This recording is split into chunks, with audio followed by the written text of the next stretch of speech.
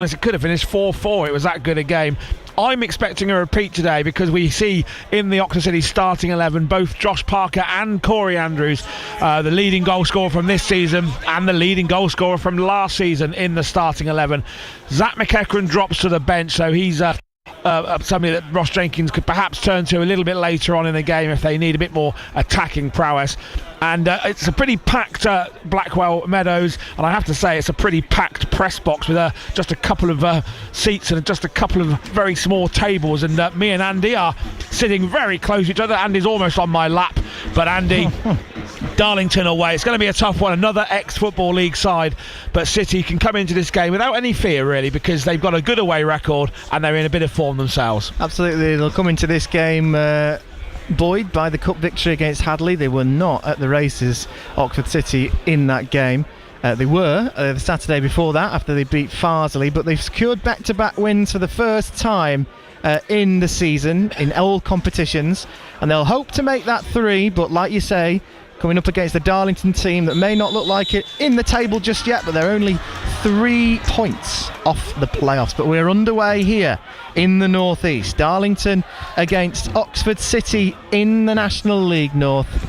Oxford City in their neon green away kit. It is really bright today. They'll be able to see them. Kai Mackenzie-Lyle also sharing the neon look with a bright yellow shirt, and he'll be the first one to boot the ball down the pitch and look for Josh Parker, who, like you say, is partnering Corey Andrews up front today. Parker was left out of the team against Hadley. He's back in. There's a few changes, but I'll pause because Darlington are coming forward here and looking to create the first chance of the game. They'll cut in on the right, and it's a decent shot towards goal, and that might be the first goal of the game, and it is.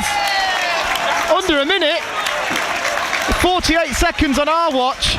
Darlington have taken a very early lead. Caden Kelly cut in on his right foot and curled a shot across goal. Kai Mackenzie-Lyle parried it out from goal. The ball bounced and took a bit of power to go through on goal. Mackenzie-Lyle parried it away. And there was, I think it was Callum Griffith who's got the goal, was it? Jack Lambert, I think. Jack Lambert. We'll clear that up for you in just a minute. It was Jack Maskell, number 9, who's got the goal. He was in the right place at the right time to simply tap home. And Darlington have the lead in under a minute. Well, usually it's been Oxford City who've been scoring the early goals. They scored after a minute against Hadley. Well, Darlington have scored after 50 seconds. A terrible start there, Kieran. Yeah, terrible start really, and first attack of the game, and Jack Maskell, as you say, firing home a good parry out from Kai Mackenzie-Lyle from Caden Kelly's shot at goal, but didn't parry it far enough and straight into the path of Maskell, who had the easiest task really of slotting it into an empty net. And last week, as we said, Andy, City were in front inside 50 seconds, and then Hadley obviously pulled back really well, and let's hope that City can do the same, because it's very early days and City trail already. Well, they're going to have to, but it is the worst start to this game. But here's Jacob Roddy trying to get Oxford City back into it. You said it might have been a high scoring game. Well, we've had a good start. This time Oxford City are on the charge, but Corey Andrews is straight offside. Couldn't quite put his chance away anyway. So Andrews, I think that was the right call from the linesman in the end. I think we were just waiting for him to catch up with play until he put his flag up. But Oxford City showing an early sign to try and get back into this one. But it is a bad start for the Hoops, who were really caught unawares. It was almost like Caden Kelly had so much time just to cut onto his right foot and pick his spot. I was watching Kai Mackenzie-Lyle's warm-up, and I was on the pitch as he was being put through his paces, and the pitch here in Darlington he's got some real zip on it. There's not too much grass on the pitch, if you like. They share with the local rugby club, and it's actually the majority of the actual branding around the stadium is for the rugby team, bar 1 or 2 flags. So we've got the rugby markings on the pitch, and let's just say now we're getting into winter, it's taken a little bit of a battering, but if you do hit the ball on this kind of surface, it does take some real zip to it. So maybe it's one of these games where teams are going to have a little bit of luck trying their luck from range. As Kai Mackenzie-Lyle hoops the ball out of the stand and into the field behind us here. Darlington, of course, a real big fish for National League North level. They're used to playing in the Football League. Not too long ago, they were. The story of Darlington is quite famous, really. They moved into that huge stadium, which the rugby team sometimes play in. Still there. I think it was like a 10,000, 15,000 seater stadium, brand new, and then it ended up bankrupting the team, and they've dropped down and have to start again. But they're big fish. There's a big crowd in here today, and they've been buoyed by the opening goal. Ross Jenkins and Oxford City just not losing their heads just yet. They're just being calm on the bench as Ashby nips in ahead of his man and wins the ball. He's taken down by Will Flint and wins a free kick just inside the centre circle. Because of that rip-roaring start, Andy, you haven't had a chance to go through the starting 11s, have you? I was just about to say that. There's been a few changes for Oxford City, but even now, City have a chance. Free kick taken quickly. Andrews gets the ball stuck beneath his feet inside the area, and Darlington managed to clear. They'll play it up quickly as well. Here's Main, the key man for Darlington. Does well to touch the ball and play it over to the goal scorer, Maskell, who takes a heavy touch and allows Roddy to clear the lines.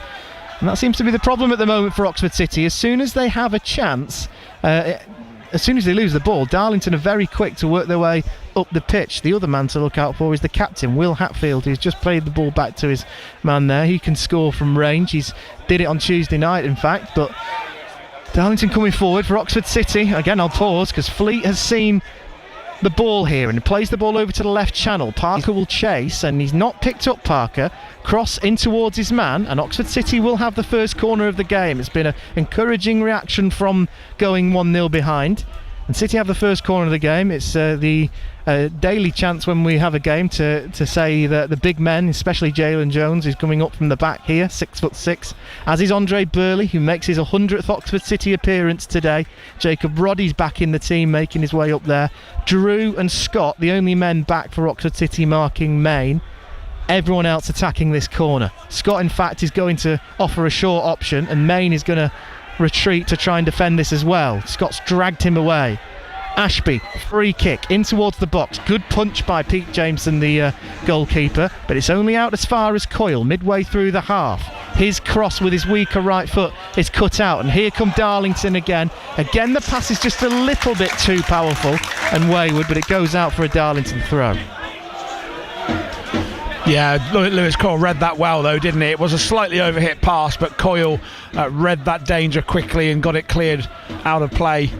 And hopefully in a moment or two, if we can get a chance to catch our breath, we will be able to go through these two sides. But there's another chance here. Well, for Oxford City, it is that back three as Hatfield brings the ball down. It is Mackenzie Lyle in net, a back three of Drew as the left-sided defender, Jones the central defender, and Burley on the right. Coyle will be the right wing back today, Roddy left wing back, Fleet and Ashby ahead of them, with Parker playing off.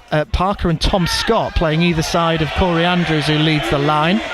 There's audible screams from Lewis Coyle, who goes down and wants a free kick. The referee wasn't having any of it. He was greeted by jeers from the home Darlington supporters, and for them it's again Pete Jameson in goal as they play the ball out. But I think that ball has just gone out for a throw-in, and it has done, and Coyle will now have his set piece to take. But again, it's a back four for Darlington. Jameson is the goalkeeper, Headley the left back, with Elliot Forbes and Toby Lee the centre half, as Burley's header goes off the head of a green shirt, and it'll be a Darlington throw in. It's been a bit stop-start since the corner for Oxford City, but they'll be buoyed. They've not really lost their heads. There's been a few chances where Darlington have had opportunities to come forward and breach the City back line, but they've only taken one of them at the moment. And Oxford City are looking quite dangerous too on the attack. They've had a couple of opportunities to great chances that haven't quite come around, but they are definitely finding space in the final third. As Jack Lambert goes down, the former Kidderminster Harriers midfielder. He's had a good record against Oxford City, Jack Lambert. A couple of wins when he's come up against them recently. Ball looking for Main on the right hand channel, takes it down really well, Cedric Main, but just is pickpocketed by Roddy with his touch, brought it down. Darlington still playing with the ball in the back line. Ball again lofted and looking for Maskell. Drew hasn't seen Maskell, and Maskell's dispossessed him on the byline. Drew takes him down. There was real appeals there for a foul. Would have been a free kick, not a penalty or a red card or anything like that, but Drew's just gotten away with it. Both the linesman and the referee pointing for a goal kick, which Mackenzie Lyle will now take. Yeah, you mentioned the danger men for Darlington, Andy, didn't you? And Cedric Main is a player that I've seen a few times, played a couple of times against Banbury, of course, last year. He's a real handful, a real sort of pocket dynamo, if you like, up there. And City will need to try and keep him quiet because he's got a lot of talent as Cedric Main. And as you mentioned, Will Hatfield, the captain, leads by example as well. And Callum Griffiths and Caelan Kelly have got another side packed full of experience in this team. Well, here come Darlington again. Kelly on the left, just juggling about with the ball, knocks it against Burley. That'll go out for a corner if it does go, but Coyle's just kept it out and plays really well to find Parker, who wrestles his man, tries to thread through Andrews, can't find him. Well, Parker was pleading with the referee for a foul there. He said he was being tugged back there as he hit the pass through to Corey Andrews off balance, but as per usual with Josh Parker, he got absolutely nothing. Yeah, nothing there. I think both players were at it on that occasion, to be honest. Parker was pinning his man. It was a fair challenge, but he was getting dragged back, that's for sure. Lambert will try and run onto a ball here. Burley, he's got Maskell closing in on the pass back to Mackenzie Lyle, but Lyle hits the ball out for a throw into Darlington, almost on the halfway line here. 10 minutes gone here at Blackwell Meadows. Darlington 1, Oxford City 0. Jack Maskell's goal after just 48 seconds is the difference here so far. It's been a fairly even contest since then, but Darlington are shading proceedings here up in the north-east.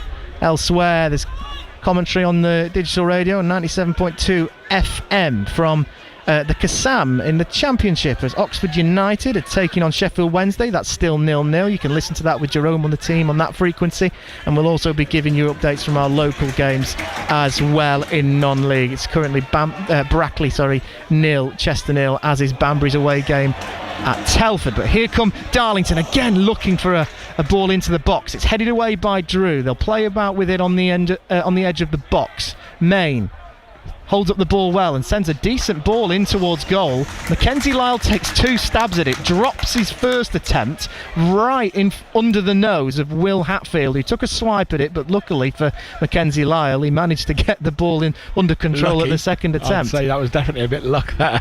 Well, got a few jitters again there from Mackenzie Lyle, but maybe he needs to put a bit of glue on his gloves. But he's hit the ball down the field, looking for Andrews. Backs into his man, but the defender wins the header. Here's Ashby. Roddy out of his feet straight away to Ashby, but there's no way forward. The barrage of black and white shirts are defending well, and they're in a good structure here.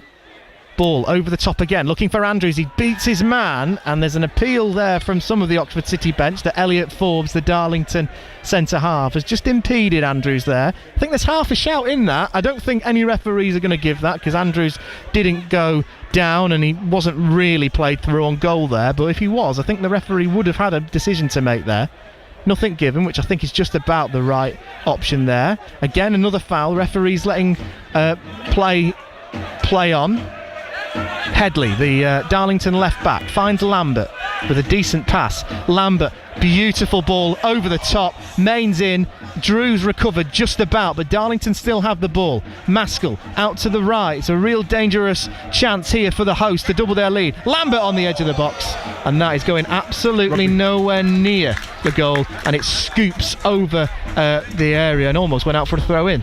Well, there's rugby post behind the goal there, Andy. That would have been a conversion in the rugby parlance, wouldn't it? Over the bar, out of the ground, and I think he might have almost cleared the rugby post there on the field opposite. Well, it's a very open game here, but Oxford City need to be careful because Main, it was a beautiful ball over from Jack Lambert before that terrible shot, to be fair.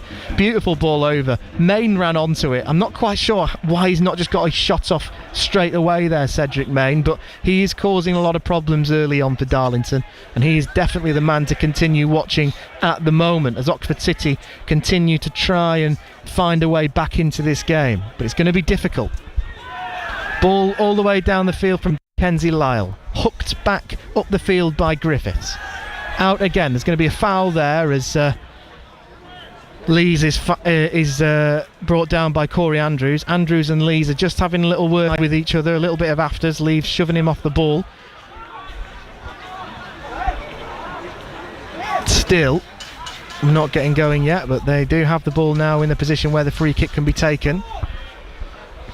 The left back, Ben Headley, is just screaming to his team instructions here on this near side here, and a very cold day, and the temperatures continue to drop, and that is a brilliant piece of skill from Caden Kelly, who's left Andre Burley for dead. He's completely rinsed the City defender. Still Darlington attack, but Reece Fleet's recovered to spare Burley's blushes. He completely left him on the floor hit there, Andre Burley. Parker's fouled off the ball. He complains to the referee, but City keep attacking. They're in a decent position here with Roddy, but that is a real waste from the City left back, who was bounding forward. He had a lot of space there just to hold the ball up for just a few seconds, wait for the City attackers to continue their run into the box, hit the cross into the area first time, and it ballooned over the field out for a goal kick, and it really didn't find anyone. That's a real waste from Oxford City, but again it just shows how end to end this game is going to be, because just a few seconds ago they could have been 2-0 up Darlington, and then just a few seconds later down the field Oxford City has spurned a chance to,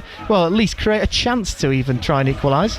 Yeah, I love that bit of skill from Caden Kelly, Andy. That was thinking back to the 70s, that was almost a Cruyff turn, wasn't it? He completely bamboozled Andre Burley, and City managed to defend it and get it away, and then a really quick counter-attack, but Jacob Roddy had a lot more time than he thought with that cross, and it was wayward and just went absolutely nowhere, which is very frustrating. Well, the work ethic from Parker and Andrews is admirable. They're carrying on pressing and trying to make something happen, but at the moment Ross Jenkins won't be happy with the amount of defending that the back three have had to do. Scott heads the ball forward looking for Andrews, just plays the ball around the corner but loses it. Burley and Griffiths round two. Burley with a simple header back to the keeper that time, but it'll be a game that Andre Burley especially will be quite well, I'll pause because there's been a goal, and it's a big goal at the Kassam. Oxford United 1, Sheffield Wednesday 0. Greg Lee has given the Yellows the lead in that game. It's a good start for Des Buckingham's team. That's over on 97.2 FM. 95.2 FM, apologies. That's with Jerome on the team, so I'll reiterate 95.2 FM for the commentary of that game, where Oxford United lead 1-0 thanks to Greg Lee. Here it's still Darlington 1, Oxford City 0. Lambert, who's had a really good start to this game, sprays a ball across to Griffiths. Maskell on the right. Oh, and he's caught Ashby late there. The City players complain. They think it's more than that. Referee's just going to let that pass for now. Breeze picks up, but not quite as breezy as it was last week, Andy. That was absolutely incredible last week.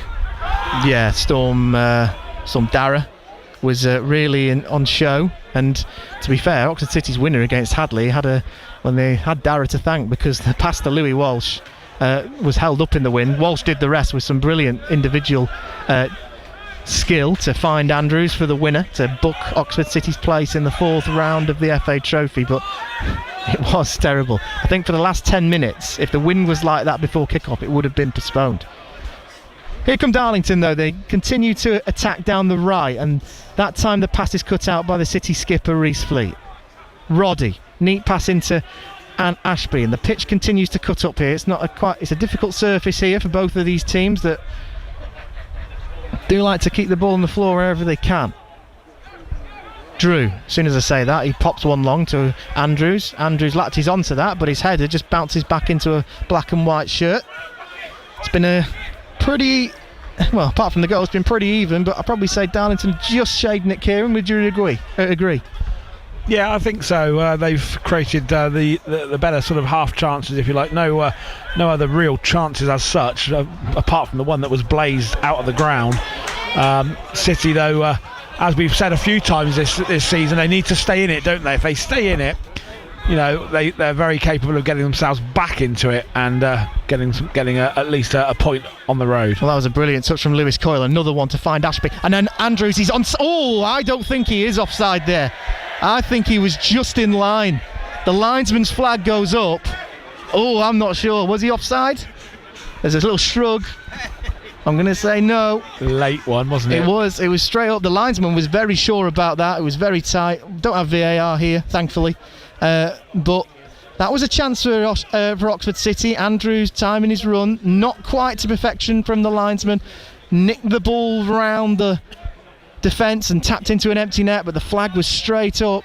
I thought he was just in line there, Corey Andrews. Well, you're sat next to the match observer, Andy, so... Might have to ask him at half-time what he thought about that. It's a bit difficult for us to be certain from here, isn't it? We're actually right on the halfway line, pretty much. It's for all our complaints and moaning about being packed in like sardines, we are actually in a good commentary position, Andy, aren't we? It's just a little bit tight for space, but yeah, a bit of a tight one, and I think they've just erred on the side of caution going with the defenders. Well, whether that was offside or not, I think that will give Oxford City a little bit of encouragement, because that's the first time they've even remotely looked like creating a chance, and they have a free kick here. Lewis Coyle's growing into this game. He's had a couple of decent touches, and City are just starting to shrug off that early setback from Maskell's goal after 48 seconds, just to try and get themselves back into this one. Let's try and get a decent delivery here from Josh Ashby or Lewis Coyle. I think it's going to be Ashby that's going to dink this one into the penalty area, isn't it? Sort of midway inside the Darlington half, 20 yards, probably 18 yards, 20 yards from the edge of the 18-yard box. This needs to be a good delivery from Ashby. Well, he's got his left arm in the air. Ashby, delivery in. It's not bad, and Andrews has latched onto it, and Andrews shoots. It goes behind for a corner. Oxford City's second of the game. It was a clever routine from Oxford City. Ashby looked like he was just going to float a ball in towards the back stick, as we usually see from free kicks that are quite wide out from goal. But instead, he went to the near post, where Andrews caught the Darlington defence off guard, apart from one, his marker, who did well to shepherd Andrews into a tight angle, but he's won a corner, and Coyle will go over to take this on this right-hand near side in front of the terrace full of Darlington supporters. He takes the corner. The referee is just blowing before the corner can be taken, just to have a word with, I think, Josh Parker and Elliot Forbes, I think it is. I'll tell you what, Andy, I love the mannerisms of Josh Parker. He always looks so innocent, doesn't he? What, me? Can't believe it, ref. It's, and then when he's fouled, he pleads with the referee to get the free kick. His mannerisms are something to behold at times. Well, Parker will still battle for it. The referee will keep a close eye on that, I'm sure. He's just got his hands out as if to say, listen, I'm using my body here. I'm not doing anything illegally. He's being hustled and harried. Meanwhile, Coyle takes the corner. He's headed away at the near post, comes back out to Coyle. He stayed onside, crossing towards the box. Oh, and that almost dipped in.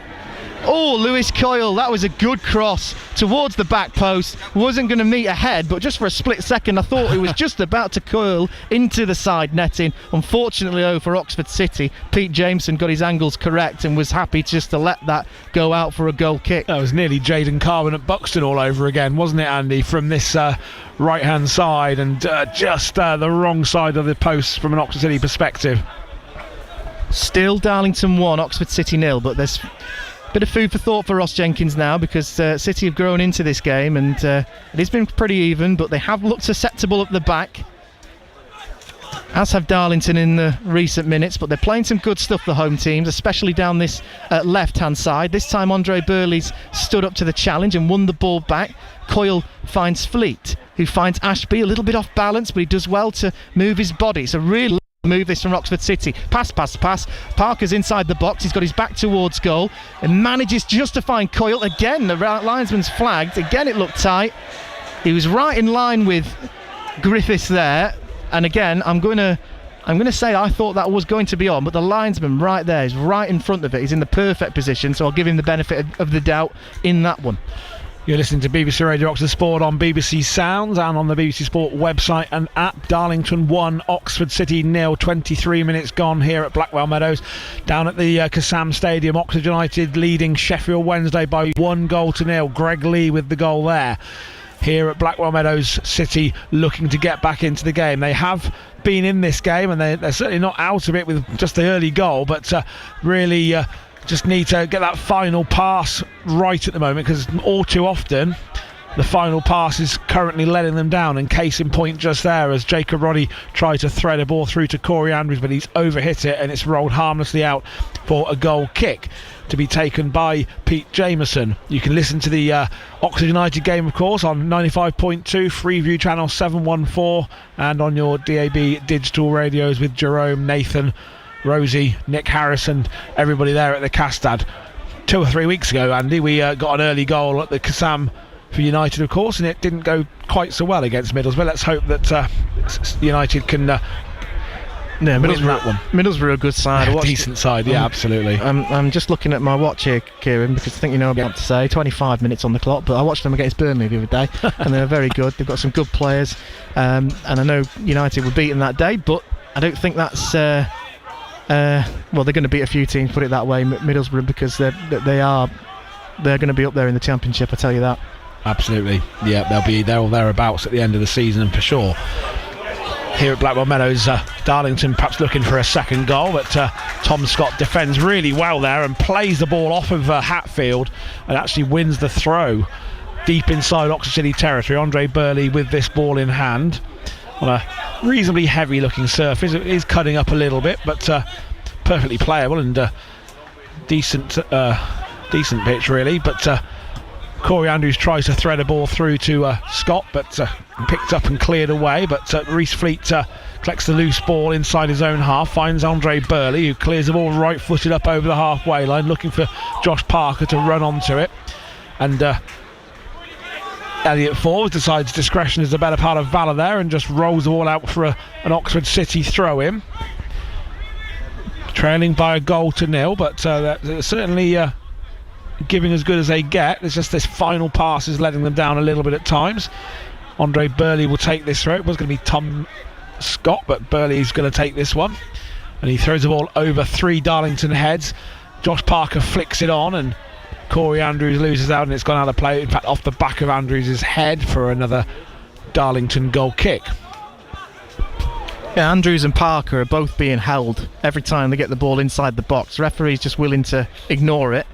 I'm not really sure what Corey Andrews can do there. It's one of those weird ones where if you give a penalty, it's a really soft penalty and you don't see them giving, or you're giving about 7, 8, 9, 10 penalties a game. But I'm not really sure what you have to do to get the decisions from the referee. Josh Parker is probably the biggest advocate for that. You know, he wants he's getting held all the time and doesn't really get given anything for it. So I'm not really sure what you can do in them situations. It's going to be a tough old day, that's for sure, for Andrews and Parker. Going to have to really work hard to make something today.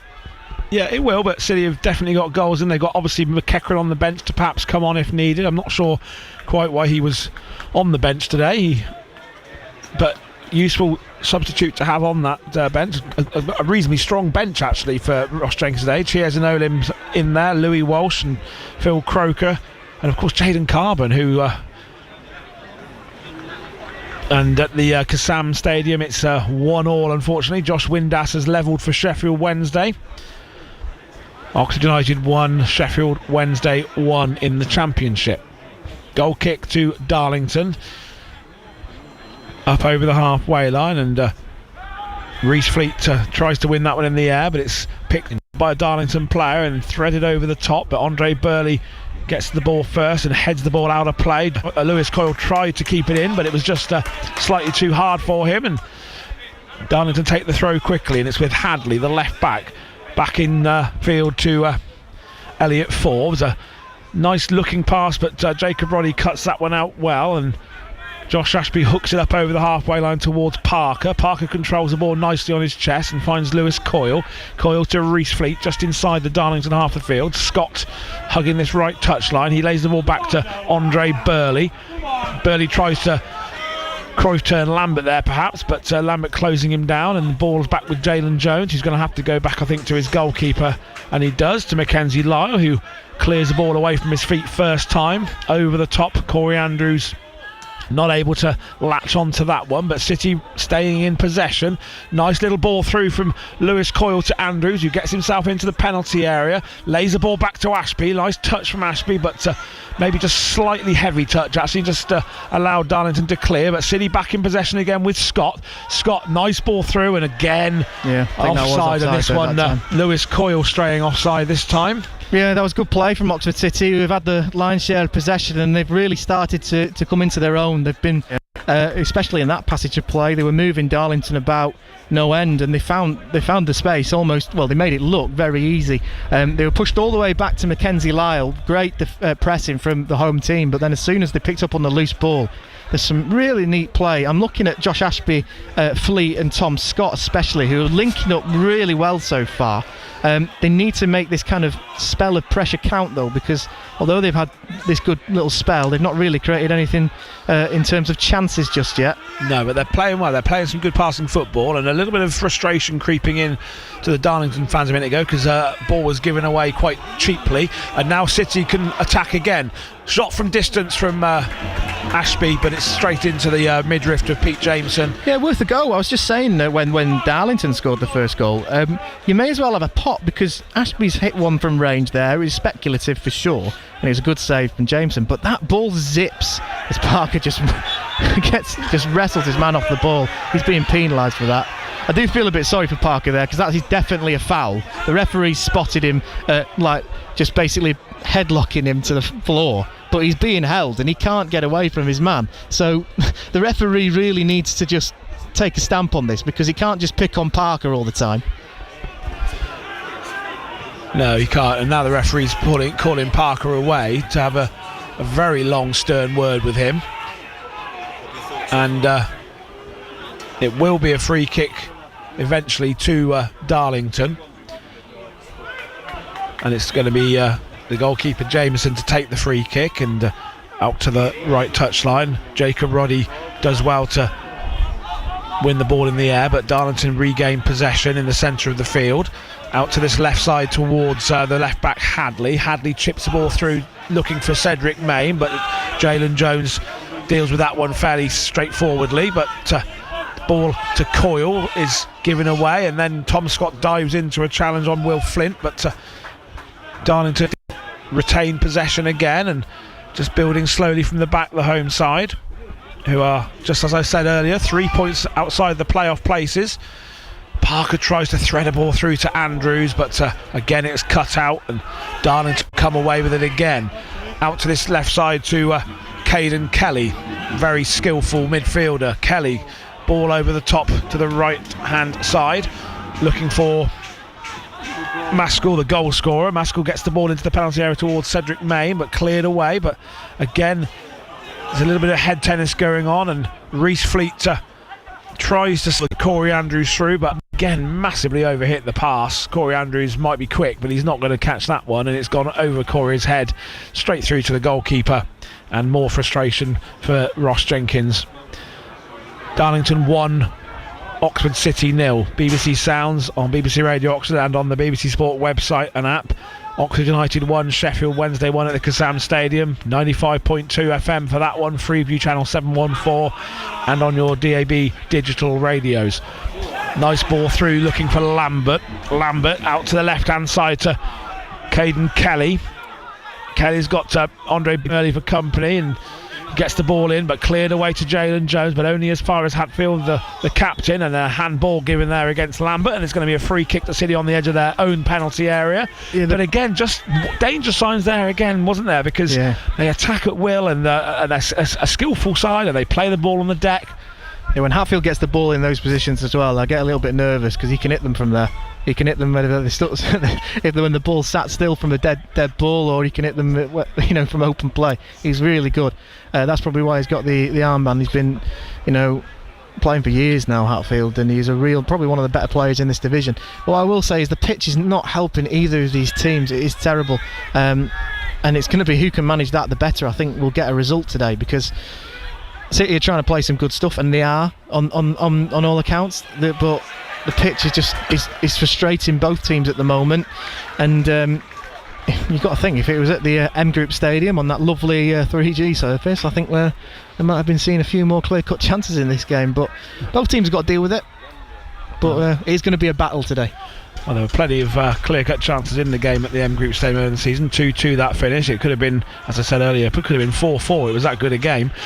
And that was while Sam Cox was still at the helm. City trail this one, but we're into the last 12 minutes of the first half, and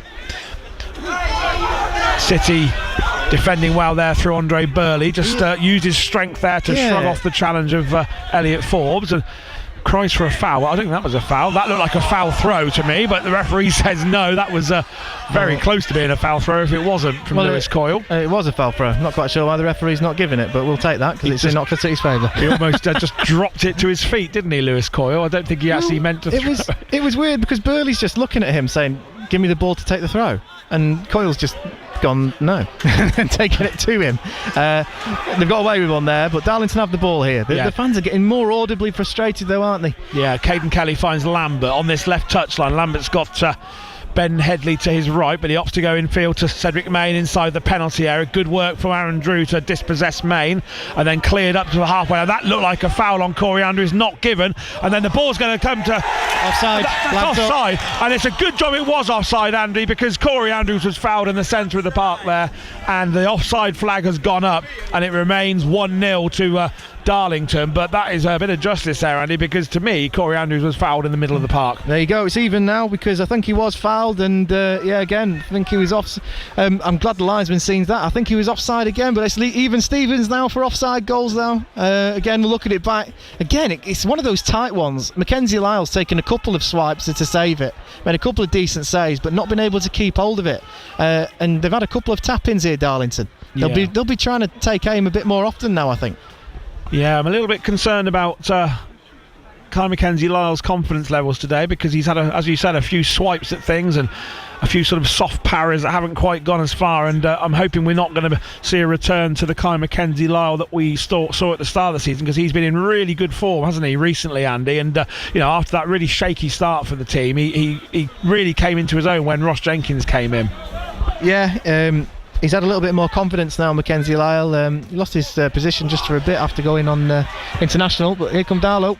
Headley receives a long ball over the top. Lewis Coyle tracking him, finds Lambert, does Headley.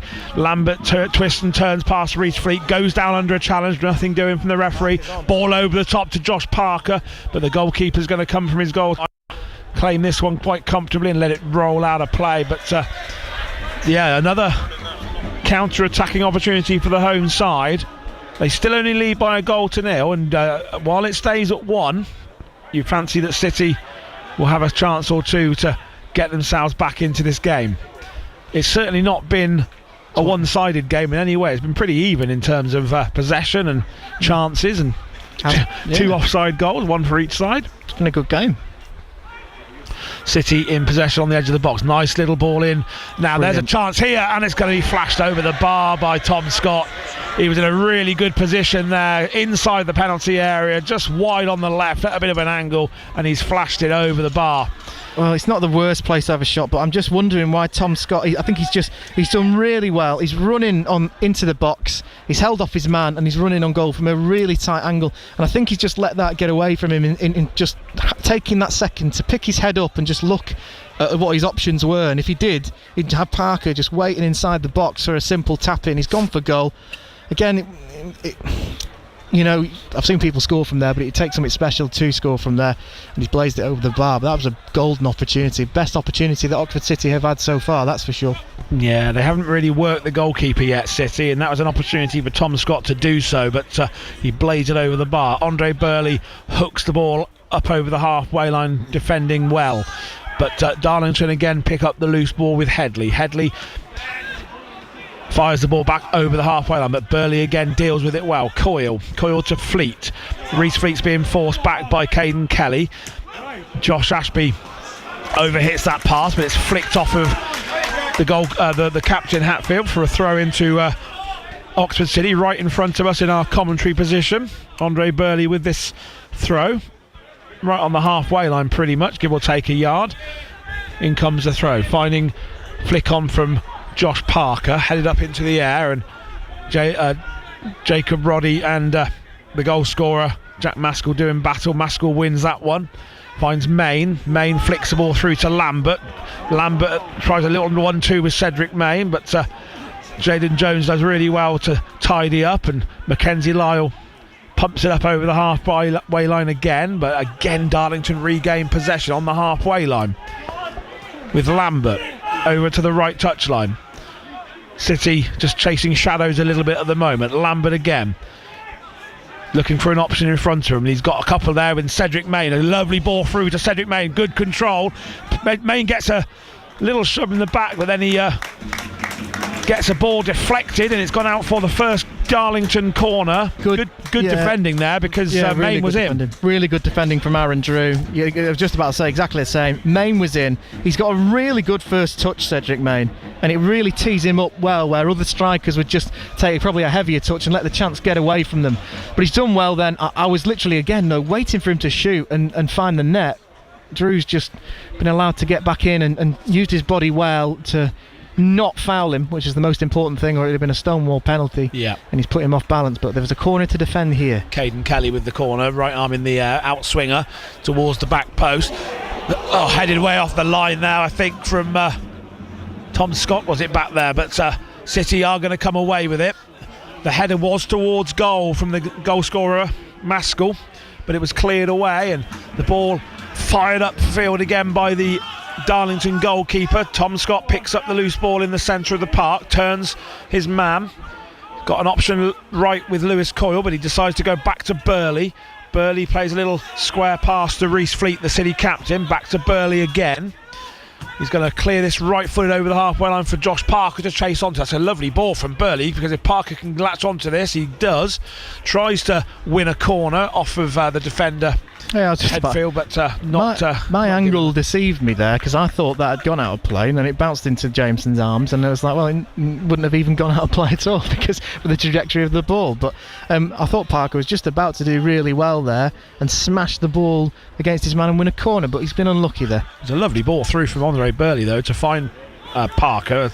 40-yard forward pass which dropped perfectly to Parker's feet. He tried to win the corner, as we said, but nothing doing there, and now Lewis Coyle does well just to keep the ball in, and he does, and he threads the ball through to Tom Scott on this right touchline. Scott's got a chance to get the ball across the penalty area towards Corey Andrews, and Corey Andrews has equalised for Oxford City.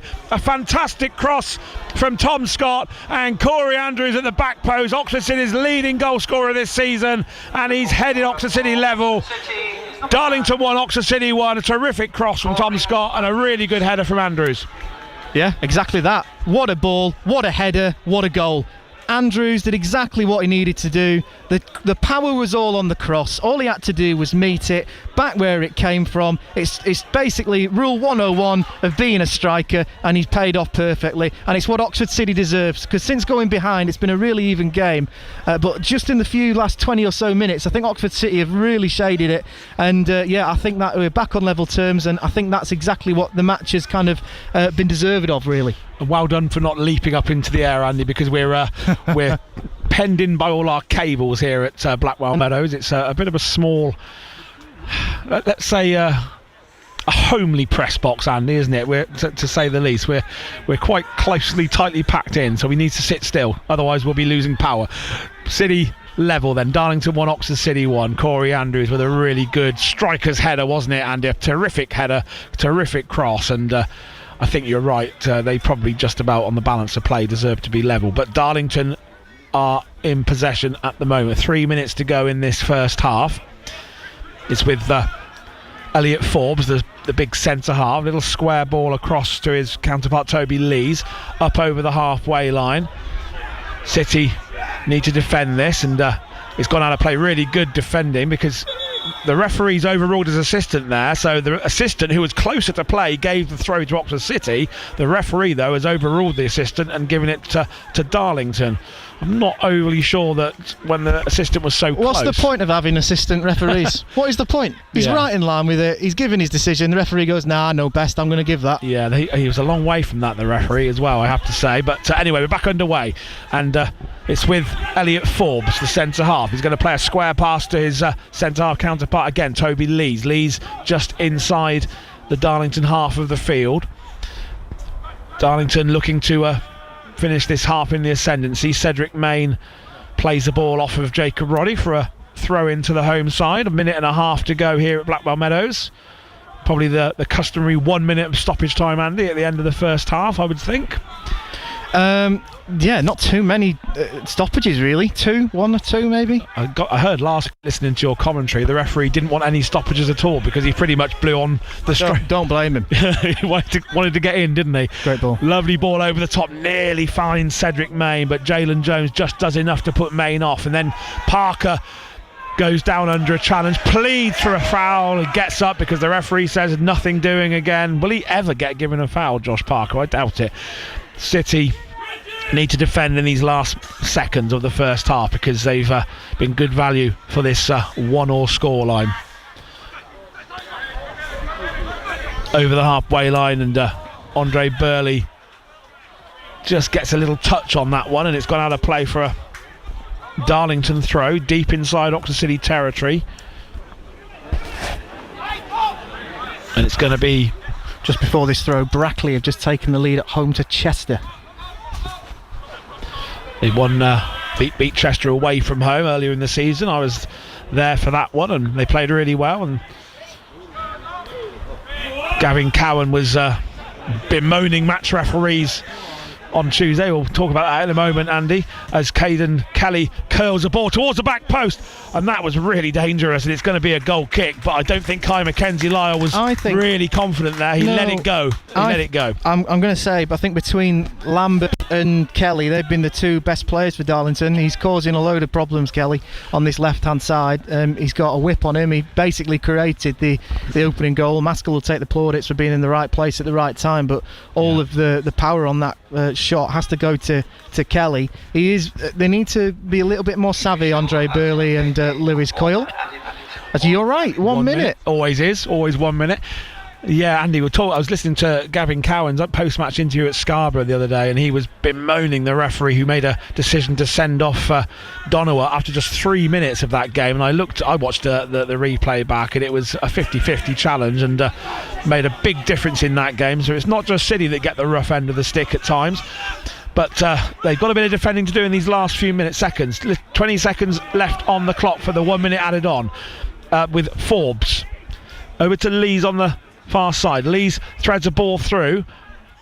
Maskell tries to win the ball from Aaron Drew, but Drew defends really well, and it's out of play, in fact off of Maskell, and I think that'll probably be the last action of the first half. And indeed it is. There's the half-time whistle, and Darlington 1, Oxford City 1 at half-time. We'll take you back to the Kassam Stadium as soon as the half-time whistle blows there. But Andy, an evenly matched first half, and fair to say, I think that it's about right, the scoreline at the moment. Yeah, I think it's a fair scoreline. Oxford City have really grown into this one, but they've been the better team in the latter end, and they got what they deserved. A great goal. They've been toying with Darlington of late, but Darlington do look like a threat when they do come forward. Really open game. Let's just see what happens in a big next 45 minutes. Absolutely, and it's a much more pleasant day than it was last week. Weather's actually quite decent for mid-December, I have to say. And as I mentioned, we'll take you back to the Kassam Stadium as soon as the half-time whistle has blown there. But Andy, we were talking about the options that Ross Jenkins has on the bench today. We haven't really had much of a chance to go through the side, but a strong bench today, isn't it? You know, we got Ezanonim there, Zach McEachran, Lewis Walsh and Jaden Carbon. So a strong bench, a good attacking bench if he needs it. Yeah, I imagine McEachran will be called on at some point, as will Carbon. But at the moment, I wouldn't really change anything just yet, but they are nicer options to have. I think the half-time whistle has just gone. So over to the Kassam, I suppose. Save my ink. Con from Dale. Wednesday's causing problems. United and Scarlett in particular causing problems when the ball was played forward. I think probably Jerome not the half we expected, but I think more goals likely to come. You never know if the managers want to tighten things up. They've both gone very positively with their starting 11s. Of course, plenty of substitution opportunities available for Danny Raw and for the Oxford United boss Des Buckingham as we go on from here. I wish we could play left wingers on the left and right wingers on the right, says Derek of Banbury, just to see if it works. It was poor defending for the Sheffield Wednesday goal. Andy's Barbers, no complaints for the first half performance. We don't look good at the back, but definitely capable of winning this game. Linda says that's better. Enthusiasm and confidence is evident. Half time at the Castad. Oxford United 1, Sheffield Wednesday 1. Your team, always live with our team. Bedlam at the Kassam Stadium, and Oxford United dance with delight. Bringing Oxford United fans together. History to be made. Such a joyous season for Oxford United. BBC Radio Oxford Sport, the official broadcast partner of Oxford United. Thanks for being with us on a Saturday afternoon. BBC Radio Oxford Sport with you from the Kassam Stadium. This is Jerome Sale, and here we're watching Oxford United against Sheffield Wednesday, where it's level at the break. Brannigan can recycle for Oxford. Comes inside to his left foot and then just dinks it into the penalty area. Moore flicks on. Greg Lee gets a touch, and Greg Lee puts it in, and the flag stays down. And Oxford United lead. Greg Lee is the goal scorer. United kept the ball alive.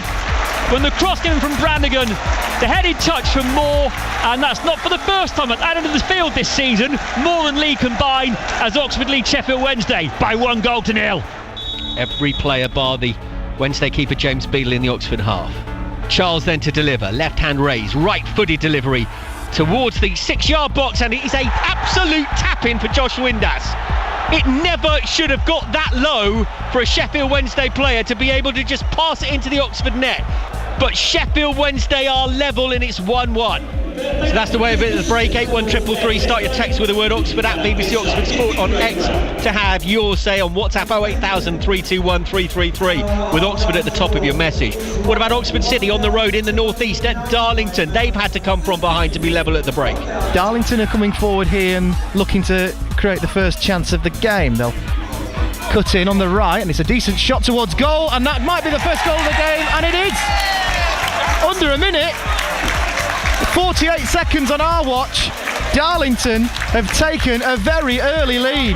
Now Lewis Coyle does well just to keep the ball in, and he does, and he threads the ball through to Tom Scott on this right touchline. Scott's got a chance to get the ball across the penalty area towards Corey Andrews, and Corey Andrews has equalised for Oxford City. A fantastic cross from Tom Scott, and Corey Andrews at the back post. Oxford City's leading goal scorer this season, and he's headed Oxford City level.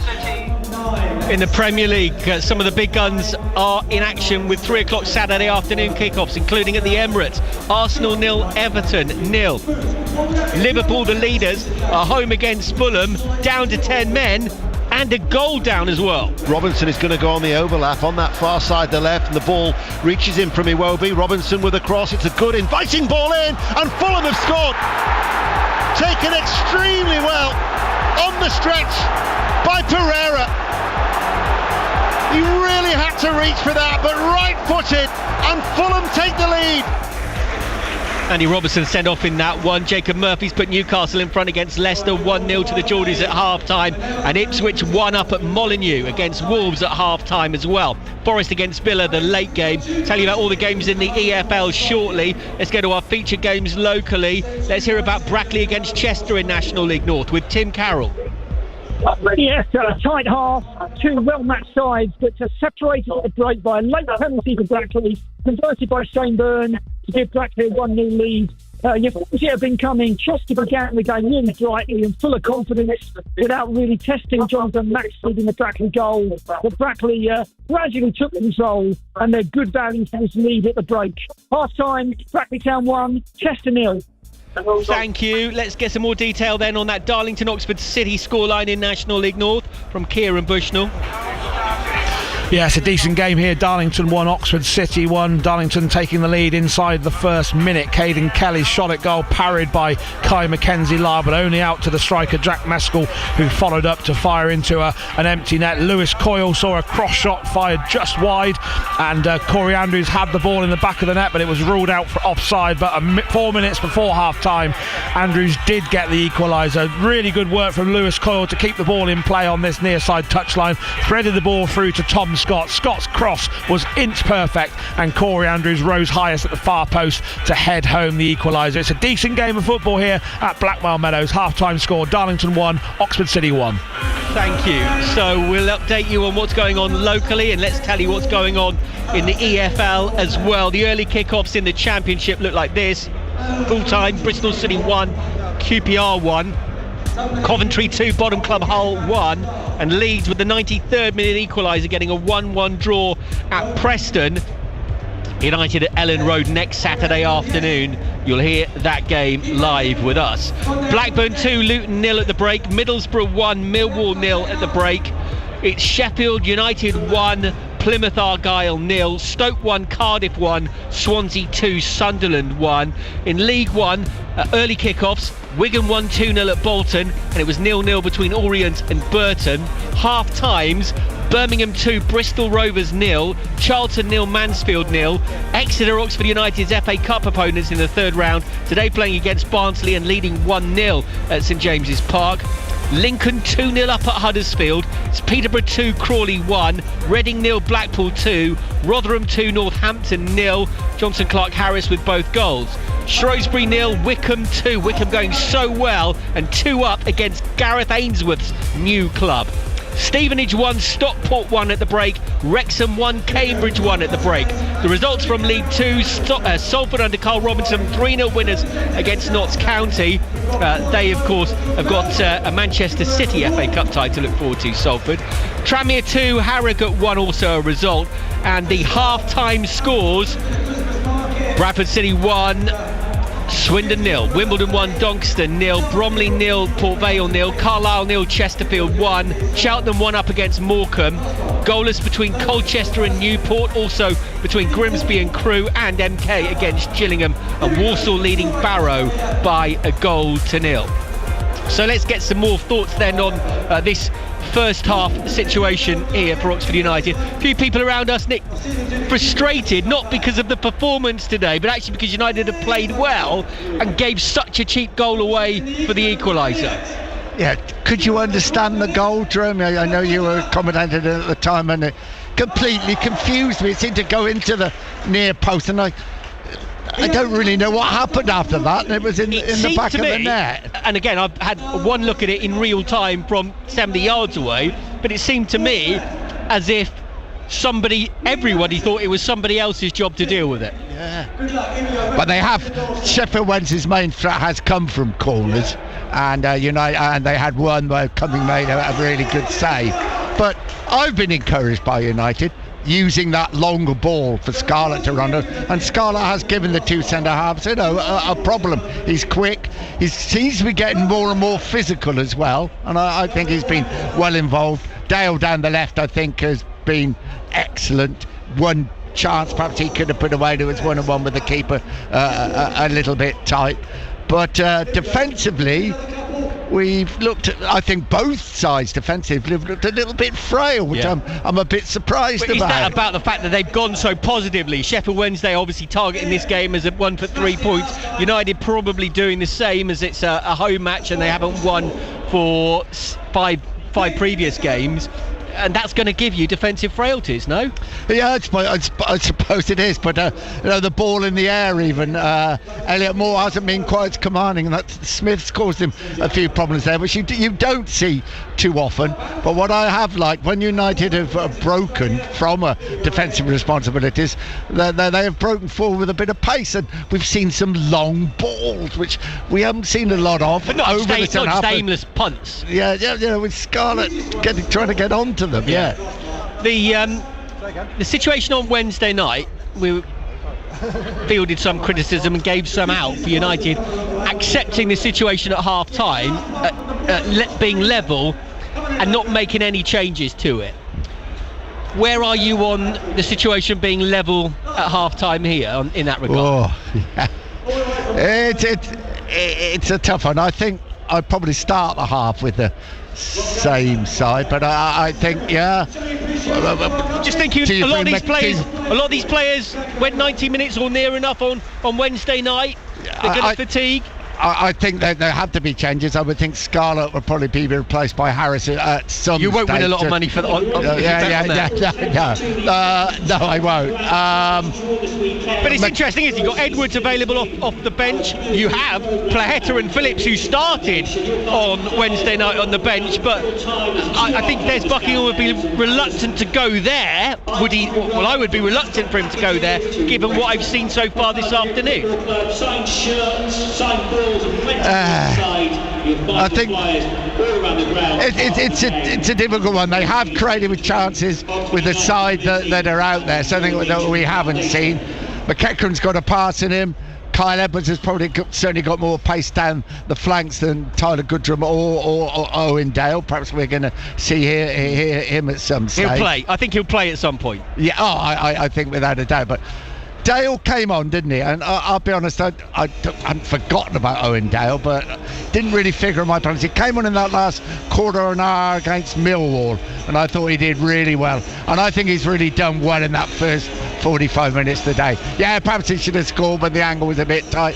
Scarlett had a chance, didn't he, when the Beadle and the centre-half, his own centre-half collided, and the ball ran to Scarlett, but it was just a little bit of a tight angle, wasn't it? But yeah, of course it's always a shame. It's a real shame. United were one up, they're playing with a bit of confidence. Beadle made a great save from El Mazzuni, and then Oxford give away a bad goal, and suddenly it's all in the mix again, isn't it? It is very much all in the mix here. It is in some of our other local games. In fact, most of them Southern League games. Telford 0, Banbury United 0 in Southern Premier Central.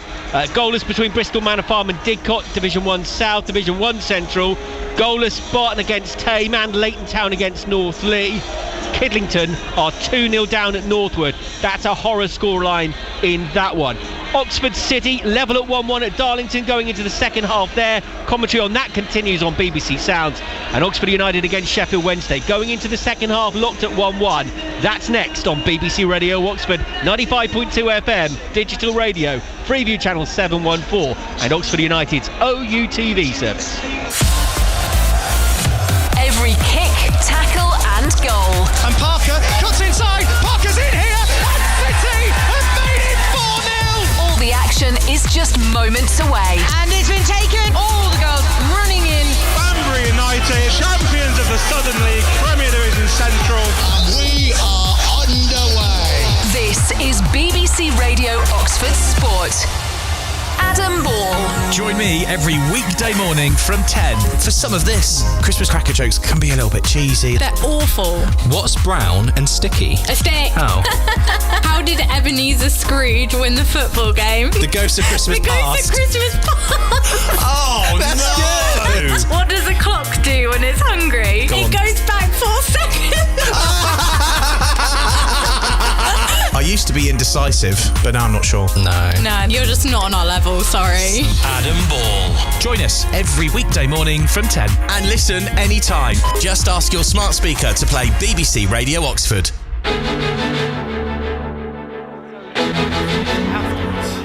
And I've started. And welcome back to Blackwell Meadows, home of Darlington Football Club. A really good first half, entertaining end-to-end game. Oxford City pulling the goal back and equalising 4 minutes before half-time after a pretty shocking start. 45 seconds on the clock when Jack Maskell fired the home side in front. But it has been end-to-end, it has been entertaining, and it has been a 50-50 sort of game, and that is case in point with the scoreline. And Andy, I think it's fair to say that if we get anything like that entertainment in the second half, we're in for another entertaining 45 minutes. Yeah, there's going to be a couple of changes here. I think for Darlington, Maskell. Well, Maskell off for Salkel, and I'm quite surprised at that, because Maskell got the goal. He's been in the right place at the right time. He's been having a couple of battles with Drew. I'm not sure whether that's a tactical change. I can only assume that's an injury, to be honest. I'm just getting the nod from our analyst just sat in front of me that he is injured.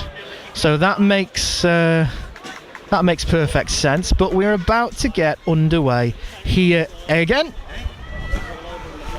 So a big 45 ahead of us. Oxford City versus Darlington.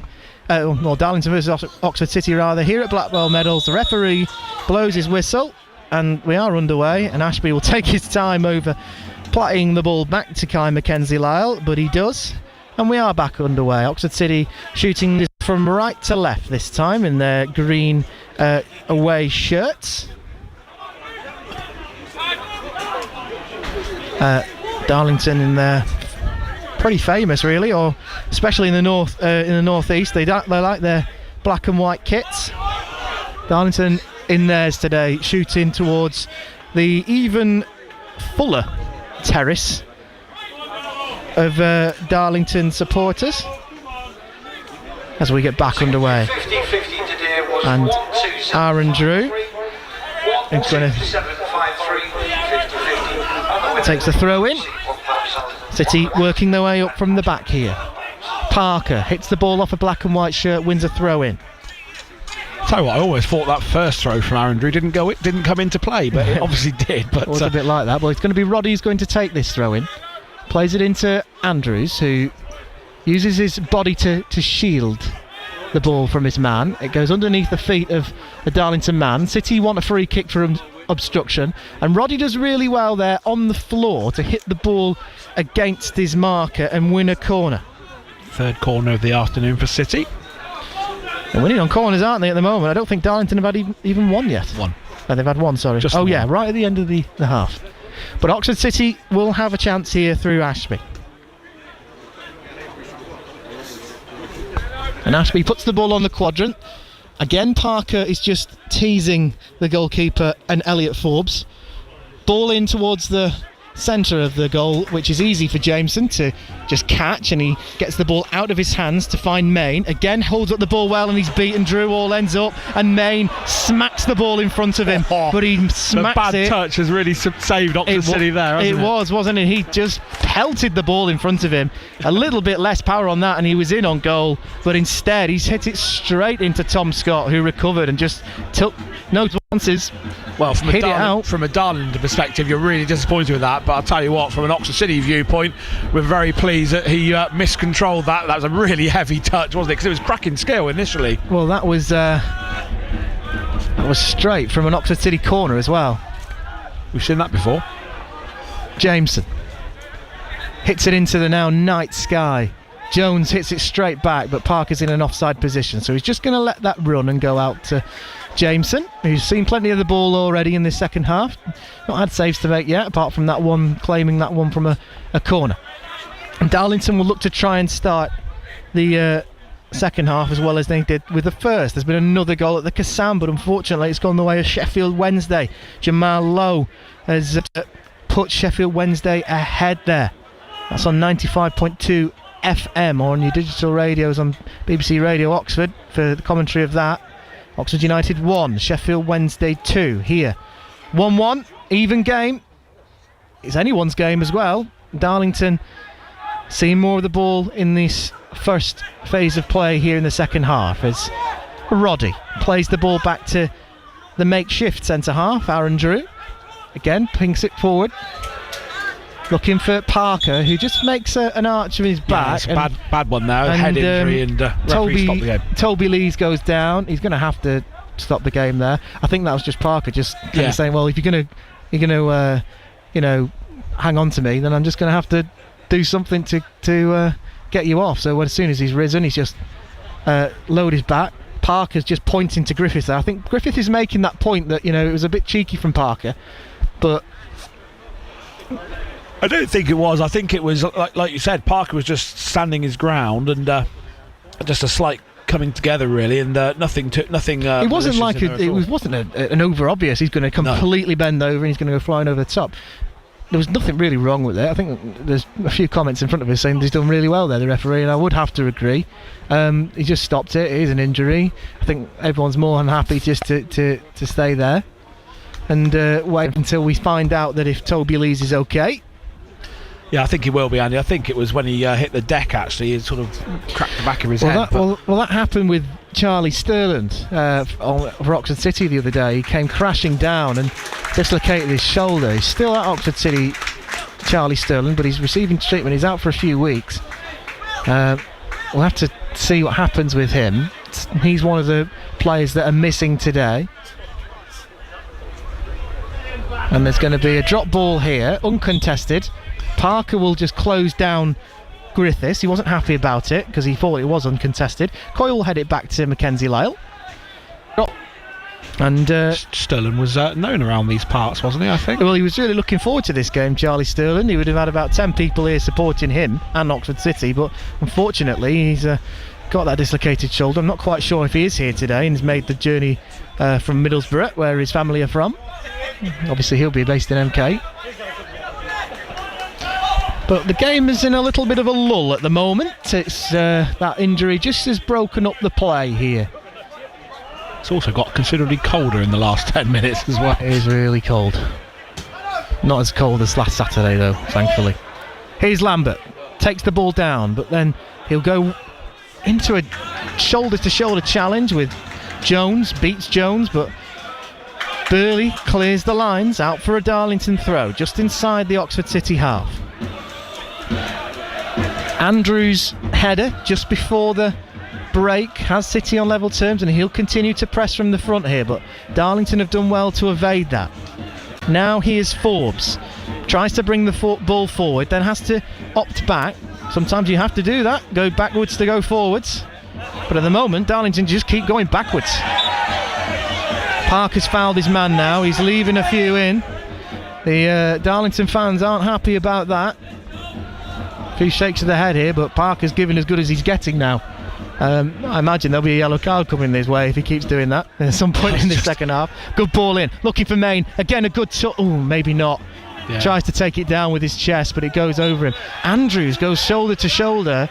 Not quite sure that was, again, he just went shoulder to shoulder with his man. The referee said that he's used a little bit too much force in there. I'm not sure he has, but then Parker throws the ball away, which by law is a yellow card. The referee seems to be ignoring that and don't mind it. He's treading a tightrope, Josh Parker, isn't he? Because he's been spoken to a couple of times, and I don't think it'll be too long before he goes into the book. I think the referee's just willing to just let play continue as much as possible, which I quite like. No yellow cards just yet, but Parker is definitely getting into the thick of the action, and he'll press now Lees, who he's just been in a battle with before, but Lees shapes a pass into the right hand channel, and it's almost perfect for Griffiths, but it bounces out for a goal kick to Oxford City. Still 1-1, 10 minutes gone in this second half. Corey Andrews cancelling out the goal in 48 seconds from Jack Maskell. It's been a really entertaining game in the first half. The second half hasn't quite hit the heights as it did yet, as Kai Mackenzie Lyle is just plonking the ball down in the penalty area in front of the Darlington fans who are goading him from behind that goal. Takes a few steps back here. Mackenzie Lyle hits it forward into the air. Hatfield will win the header uncontested. Drew heads it right back. Taken a touchdown by Griffiths. Sorry, this is Griffiths on the ball here. Now there's a chance here for Salkeld. Finds his man. Brilliant touch here from Salkeld. Flint. Neat play from Darlington on the edge of the area, but it just breaks down. City can't clear their lines enough though. Coyle will press and wins the ball. Just can't quite keep hold of it, Coyle, but he's pushed Darlington back a few yards, which is useful for City to get back in their defensive shape. For a moment it looked like Darlington were about to spring an attack. Forbes now plays the ball over to the far left hand side. Darlington's starting to have a bit of possession here, but they've lost it again. Parker wins the header. Coyle into the air. Andrews is underneath it, but he's lost out and it's been cleared. And Darlington are having the ball at the moment. It's them who are in the ascendancy at the moment in this game that keeps changing. Roddy looking for Parker, but again Flint skips ahead of his man. Main, touch.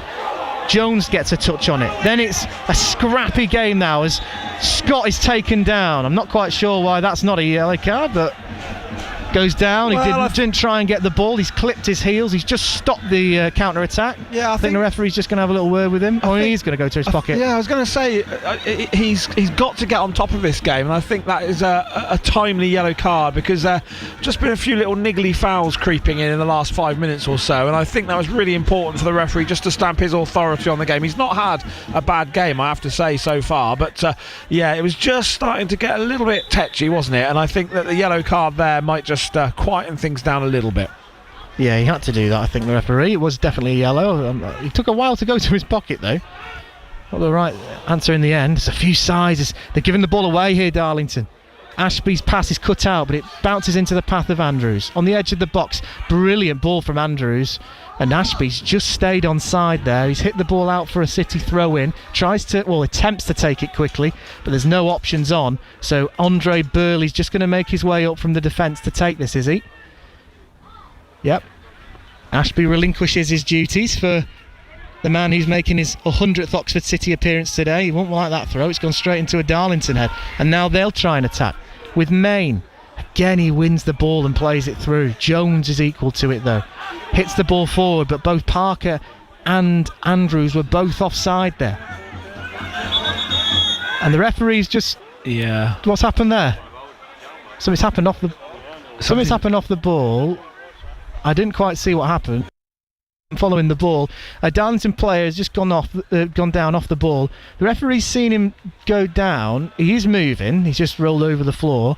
Coyle was in the near vicinity. I'm not quite sure what's happened there. I'm not sure if any of the officials have seen it. Well, there's no great protests or any concern from Darlington players. Nobody going to the referee to say that he's missed anything there. So it may have just been a slight coming together, or maybe he's just twisted something on the turf. It is Cedric Main who's down. It's possible. I'm just wondering if he's just pulled a muscle or something possibly, like that. Yeah, because I don't think there was any player. I mean, you say Lewis Core was in the vicinity, but I don't think he was anywhere near Cedric Main. I think it could just be exactly that. Maybe a bit of cramp. Maybe he's pulled a muscle or something. Well, he's going to have to go off Main because he is down. At least for a few seconds. He looks fine. He's going to get up to his feet. The referee's just speaking to him, saying you're going to have to go off. I think he's just having a few words, basically saying otherwise. I tell you what, though, that would be a bit of a blow for Darlington for the home side if Cedric Main's injured as well, because that'll be the two main front men that will both be off the field. What's Main doing here? He's just walking towards Andre Burley and having a few words. The referee's sending him. What is he doing? What is Cedric Main doing? Just get off the pitch. It certainly was nothing to do with Andre Burley, because Andre Burley was up near he was the one who gave away the throw to set him away. Yeah. Anyway, Barmy, Main who's been causing a real problem today up front for Darlington without having many chances, but you imagine one of those will come with the performance he's been having. Anyway, he's off the pitch and he's going to have a few seconds off. That is about a minute, maybe even more, that we've had of just waiting. So, and then straight away he's ushered back on. What is the point? What is the point there? Anyway, frustrating. He may as well just have just left him on the field. Anyway, we're back underway here. That's Barmy. It is. And so frustrating, isn't it? I just don't see the point. It's crazy. I still don't know what's happened. He's gone down. I don't know whether it's cramped, but here come Darlington, buoyed by 11 men back on the pitch. Ball forward, looking for Salkel, the substitute. He latches onto it well. Griffiths, first time cross. It's poor, but so's the clearance from Drew. It's a difficult one to do, Drew. Is that going to be a corner or a throw-in? It's a throw-in. Few encouraging chants from behind the Darlington goal. Fleet heads the ball towards Ashby, but he's pipped to the post by Hatfield. Griffiths to Lambert, back to Griffiths, just looking for an opportunity to cross it into the box, but his pass is underneath two green shirts. Eventually Roddy manages to get the ball off a Darlington shirt and into the stand for a throw-in. Another goal at the Kassam, another goal for Sheffield Wednesday, and it's gone to Jedi Gassama, who's given Sheffield Wednesday a 3-1 lead there. Not good news at the Kassam. 95.2 FM, the commentary of that with Jerome. See if Oxford United can get back into it. Here, in the northeast, it's still Darlington 1, Oxford City 1. That's poor. Ashby's given the ball away. Crossing towards the box. And Main! Oh, it's a good header from Main. Brilliant cross. He was unmarked inside the 6-yard box. And he just got underneath it, Main. Headed it into the ground. And Mackenzie Lyle was just stood still and watched it bounce inches wide of the post, and that is a real sloppy chance to give away from Josh Ashby, who you would not expect to give the ball away as cheaply as that. Oxford City have got away with one there. Yeah, that's uncharacteristic for Ashby, wasn't it? Because he was in possession of the ball and just needlessly gave it away, and Cedric Main, thankfully for Oxford City, put it just past the post. Well, Ashby wins the ball back there. Roddy plays the ball forward. It's the Darlington fans in fine voice at the moment. They've been buoyed by the start to the second half that their team have been showing. Drew's just waiting for it is now. It's taken them a while to get that drum out, but it is eventually playing. On the hour mark, the Darlington fans have started to get behind their team. Here's Drew with a throw in. He'll step into the opposite half and throw the ball down the line. Ashby misses it. Scott just clips the ball into the air. It's headed away and then headed back by Ashby. Roddy keeps it in but swings at it. That ball's not going to go out for a goal kick until it's good defensive play there from Toby Lees, who smashes the ball against Parker and out for a goal kick. Game on a knife edge here. I wondered how long it was going to be before we heard a drum, Andy, because nearly every game we go to there's a drum beating in the background. Yeah. Need to get one at City. Need someone to get a drum going maybe. How much are drums these days? Tambourine maybe? Tambourine. Or maybe we go full on England and have a brass band at Vuvuzela maybe? Yeah, maybe. But the fact we're talking about musical instruments probably says a little bit about the match at the moment. It's very stop-start. Hatfield goes down under the ball. The referee just waits to see Hatfield what he does whilst he's on the floor and gives the free kick to Darlington. I thought he was going to give it the other way for obstruction. Scott goes down. That time Oxford City will get their free kick. I still want to know how much the T-Rex costume was. Yeah. How many clubs can say they've had a T-Rex come to their matches this season? A singing T-Rex as well. Yeah.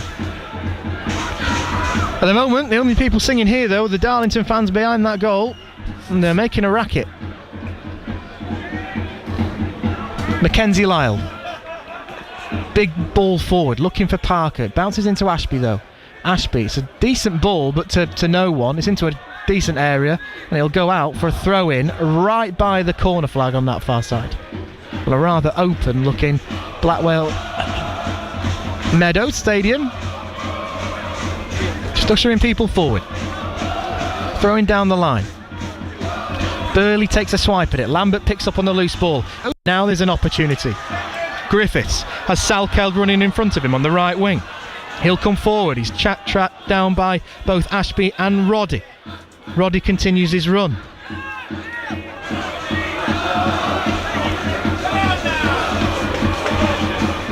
Darlington with all the ball at the moment. City just keeping their shape. Ball forward, it's a decent one, and Hatfield's evaded detection. He's on the left-hand side, plays a crossing towards Main. It's blocked and away by the Oxford City defence. Well, Oxford City needs to ride out this purple patch that Darlington are showing, because they're really knocking on the door at the moment. And that cross from deep hits Parker and rolls all the way out from almost midway through the half and out for I thought it was going to be a corner then. I thought the ball went out for a corner. I thought it was a corner as well. Anyway, it's a throw-in. Hatfield. Brilliant ball across to fizz into the feet of Griffiths, the right back. Salkeld's on here, hugging the right hand touchline. Griffiths again, who's seen plenty of the ball, plays the ball back, and Andrews almost had an opportunity just to nick the ball off their man. Any chance that Oxford City get to just spark forward, they'll take it, and they've won the ball back. Coyle, touch in front of him, does well, Coyle. Scott, Andrews is offside there, I think he knows it as well. It just stops his run forward. And again, City will creep up the pitch, but that pressure from Darlington will keep going. Chester equalise at Brackley. It's Brackley 1, Chester 1 in our other local game in National League North. As it is here, Darlington 1, Oxford City 1. But it's Darlington who are knocking on the door at the moment. But Drew has nipped in front of Main to win the ball back and just relieve a little bit of pressure here. Jones, it's Route 1 stuff here from Oxford City. Parker's underneath the challenge of Forbes, but Forbes wins it fair and square. And Darlington will come forward again with the lively Lambert. As soon as I call him lively, he gives the ball away cheaply. Andrews, again half-heartedly, gives the ball away. Both of these teams being sloppy at times. Main, over to Griffiths. Encouraging cheers from behind the terrace for Darlington. They'll come forward again. Here's Flint, who's just drifting out to the right. Plays it centrally to Griffiths. He's got Hatfield to his left. Back to Flint though. A few groans here because City are being defensively solid. They're staying in their shape and they're forcing Darlington back. They're going to have to pick the lock here, the Quakers. Lambert inside to Hatfield. Drives forward with the ball. Hatfield! Straight at Mackenzie Lyle. He takes one swipe at it and luckily he gets there for the second and goes down. He's injured there. And the referee, it's a late challenge from Hatfield and boos from Mackenzie Lyle, who... Well, he got caught really late there, Andy. I don't think there was any malice in it. I think that's a yellow card. I don't think it's a red. Mackenzie Lyle definitely made a lot of it, but it was a foul. And the referee just waited, though. He just waited. And I think that's got to be a yellow card for... Hatfield, but the referee's not going to he's just having a word with Mackenzie Lyle. I think that's fair enough. He's getting a bit of stick, let's say. I think the yellow card's fair enough. It wasn't malicious from Hatfield. It was Hatfield. I think you're right. It wasn't malicious. The ball was there to go for, but he just left the foot in, didn't he? And Mackenzie Lyle got caught. You see that all day long, and the referee got on top of that one quickly. It was just a late challenge, really. He didn't mean to take Mackenzie Lyle out Hatfield, but I did think it was a yellow. Referees disagreed, and we'll continue. And here come Oxford City down the left with Roddy, and he's got room in front of him here, Roddy. Ball in towards the back post. No one underneath it. Scott, and he takes aim, but it's a good header from Hatfield just before Scott could take aim, and then Fleet just gets in Hatfield's way. Who I keep saying Hatfield, because he's got on the ball all the time for Darlington. The captain, the main man, is getting a bit more of the ball. I'll tell you what, Andy, as well, the blue touch paper's been lit, hasn't it? The atmosphere's ticked up a couple of notches, and it's a real end-to-end feisty game now. It really has picked up in these last few minutes, and it's anybody's guess, really, who's going to get the next goal. Well, if you had a guess, you'd probably say Darlington with the momentum. It's all in their favour, and he's worked the ball well here. Salkeld still bouncing around on the edge of the area. It's worked in, and Mackenzie Lyles to it. Oh, he spilled the ball, and it's just about goes out. Darlington appeal for a penalty. Mackenzie Lyles spilt the ball from beneath him, and just underneath it was, I think, Salkeld or Flint. It was Flint in a body of green shirts. Luckily, Andre Burley was the first to it to rescue it and play it out of play, but you're right, it's all Darlington at the moment. Main, ball over to the right. Coyle wins the header. Fleet, ball into the night sky. City are readying a change here. The thing is, Andy, it is all Darlington, but if City can ride out this purple patch, which they can do, you rather fancy that City will create some chances themselves, and that's the key, isn't it? If they can just keep it tight for now. Mackenzie Lyle spilling one there, and 1,000 people behind the goal away to our right were shouting for a penalty. The referee said no, but it really is... Absolutely. At the moment, backs to the wall for Oxford City, but they will ride this through. Well, Burley has given away a clear foul there. The Darlington fans, I'm not quite sure what... Oh, Mackenzie Lyle's gone down. He's just not happy. And I don't think that Mackenzie Lyle is injured here, but what I think he's doing is very clever. I think he's just letting the play... It's a purple patch for Darlington, and he's just relieving that pressure that he's going to have medical treatment here, Mackenzie Lyle. He was caught, so he could be, I'm saying this, he could be injured. We see it all the time, we see it every week. Darlington aren't happy. It's just given both benches the opportunity to go over, have a little bit to drink, get some instruction on. Steve Watson, the Darlington manager, is just having a word with his Darlington players. Well, there's a There's 1,000 or so fans in that away end, in that home end rather, Andy, and they've just told Kai Mackenzie-Lyle what they think of him going down. Well, there's a chant here from the Darlington fans saying, "You're a soft southern." You probably know what the next word is. The Hadley fans on Saturday were saying you're a soft northern. I know, Oxford City northern side. Well, there you go. There you go. Blimey. Well, they are going to make a change here, and it is going to be Zach McEachran who's going to come on. For who? I'm not quite sure. Boos again for Mackenzie-Lyle. Probably a perfect time to say that you're listening to BBC Radio Oxford on BBC Sounds, and it's Darlington 1, Oxford City 1 here at Blackwell Meadows, and we're midway through the second half. Just confirming that scoreline at the Kassam. Bad news: Oxford United 1, Sheffield Wednesday 3. Corey Andrews is making way. He's scored his goal, and Zach McEachran's name is mispronounced again. I bet he gets fed up with that every week. Zach McEachran this week. Yes, and he's playing under a different name every week.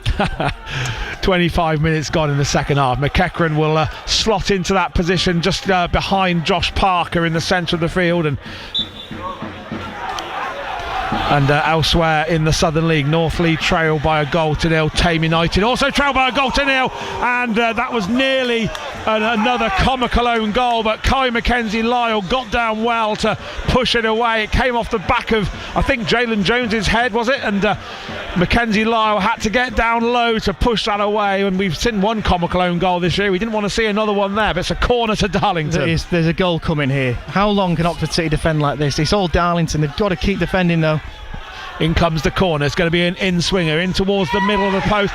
Player goes down under a challenge, appeals for penalty again, not given. The referee gives a goal kick. I tell you what, Andy, we talk about referees a lot. This referee needs to be really on his game for these last 20 minutes, because he's under immense pressure from particularly that 800 to 1,000 or so fans away to our right. Yeah, this is where you see sometimes referees buckle under the pressure, don't you?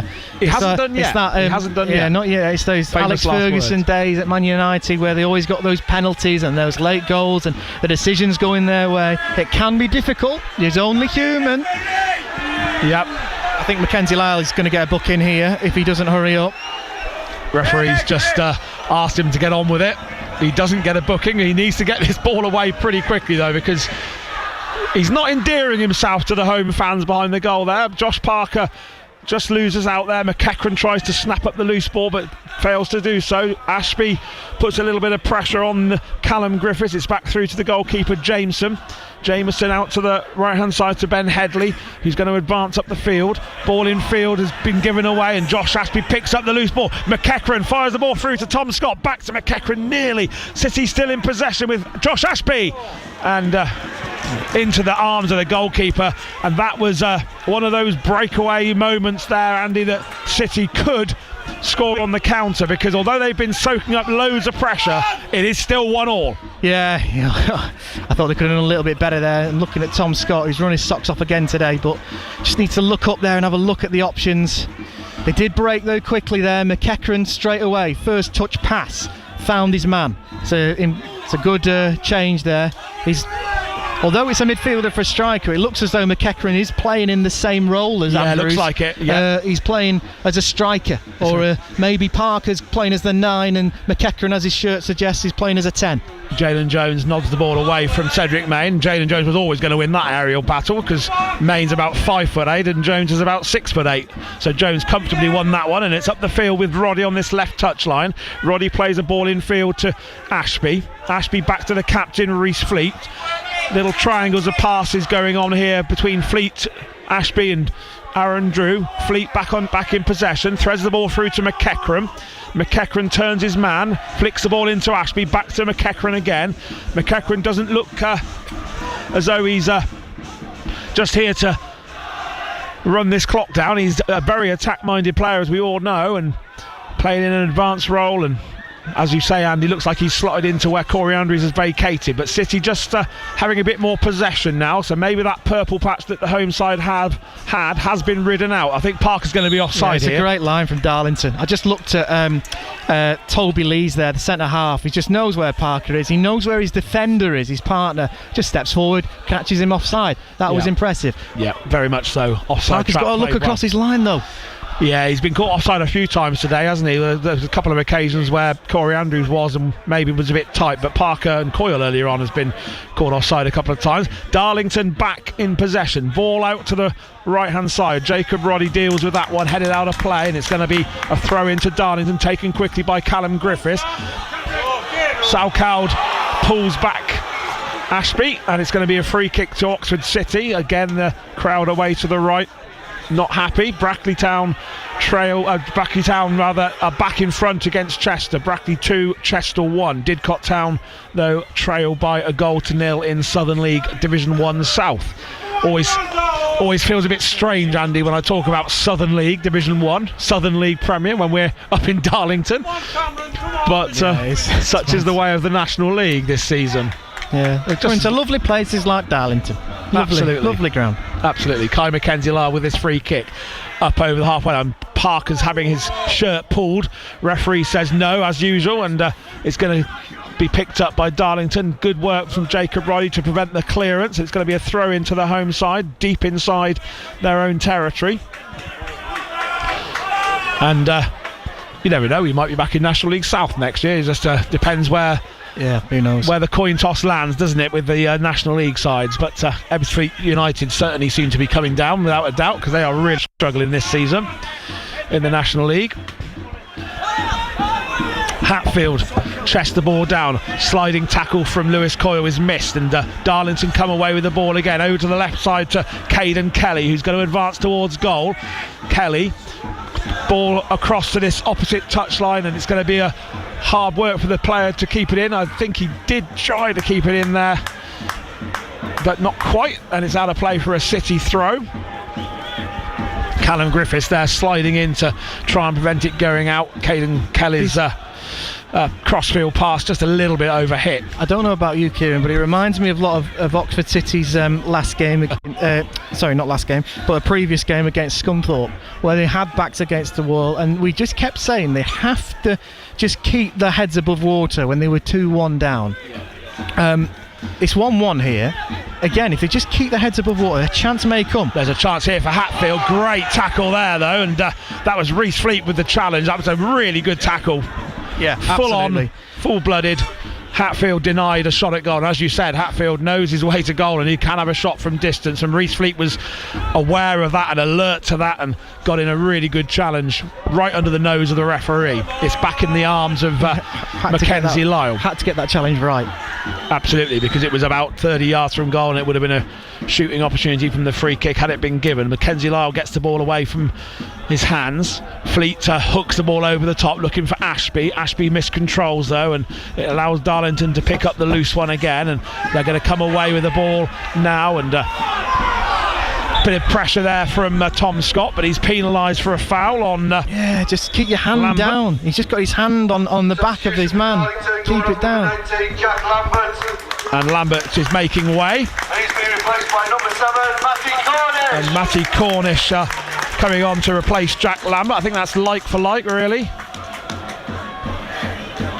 And it's a free kick to the home side. We have 12 minutes to go in this one at Blackwell Meadows in the northeast of England. The night sky has completely enveloped us now, and the floodlights are shining brightly. Griffiths, ball over the top looking for Cedric Main, and Jalen Jones just lets it bounce over his head into the arms of Mackenzie-Lyle. And they have ridden out that purple patch, Andy, but they still look really dangerous on the counter, don't they? Mackenzie-Lyle just taking his time and annoying the home supporters again. Yeah, he's really... Yeah, I think the referee's going to book him next time Oxford City get a goal kick and he takes as much time as he has done, because it's just straight in those Darlington fans. Salcaud gets on the afterburners, gets to the ball ahead of Aaron Drew. Drew, possible shove in the back, but the referee and the assistant both say no. They are not endearing themselves, these officials, to the home side. to me, that looked like a foul. There's certainly hands on the back of Griffiths, and the supporter to my left agrees with me. 2 hands in the back. I agree with that man, to be honest, and I think Aaron Drew's got away with one there. But I have to say, sometimes when the crowds get on at a referee, subconsciously sometimes they think, you know what, they're getting on at me, I'm just going to give the 50-50s the other way. I was very guilty of doing that, Andy, I must admit, back in the day. I shouldn't really admit that, but yeah. Sometimes if you're under that sort of pressure and you're getting berated left, right and centre, it's sometimes human nature to say, you know what, no, I'm going to go the other way. I think that's what happened there. Maybe, because I doubt it. I just think he missed it. I don't know how the linesman's not seen it either, to be honest with you. But it's another change being readied over by Darlington there. Yeah. It's just relentless, isn't it, at the moment? Oxford City just digging deep, just defending, just chasing every loose ball, trying to counter when they can. Do you think Ross Jenkins would be happy with a draw out of this game? I think he probably would, the way things are going at the moment. It's a weird one, isn't it? I think when you come into it, you want to win every game, but I think with the way that has been happening here, going behind to a ferocious crowd here, a difficult place to go, and the balance of play, you might just take it. Darlington have been in really good form. They've won, they're unbeaten in 4 in the league. I know City have been as well. Here we go. Yeah, the referee is just giving him his final warning. I think he's been very lenient there, the referee, to Mackenzie Lyle, because I was going to say, there's still 10 minutes to go. That's a long time in football. Let's see what happens. Absolutely. I thought he was going to get his yellow card there, Andy, as you suggested, but he didn't. I think, without a doubt, the next time he certainly will, because Mackenzie Lyle is stretching that to the limit, if you ask me. Well, I heard him singing and doing his initiation song last night in the hotel at Darlington, so he's not endeared himself to the squad either with his singing and musical abilities. Not a good singer, then. He gave it a good go.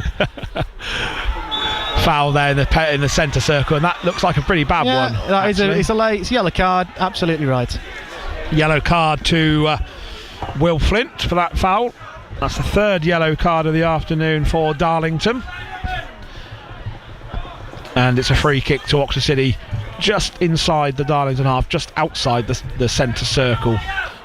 Josh Ashby will get up in a moment, and it's going to be the 3rd substitution of the afternoon. In fact, that was the last action for Will Flint, because he's now being substituted. Coming off number 14, Will Flint.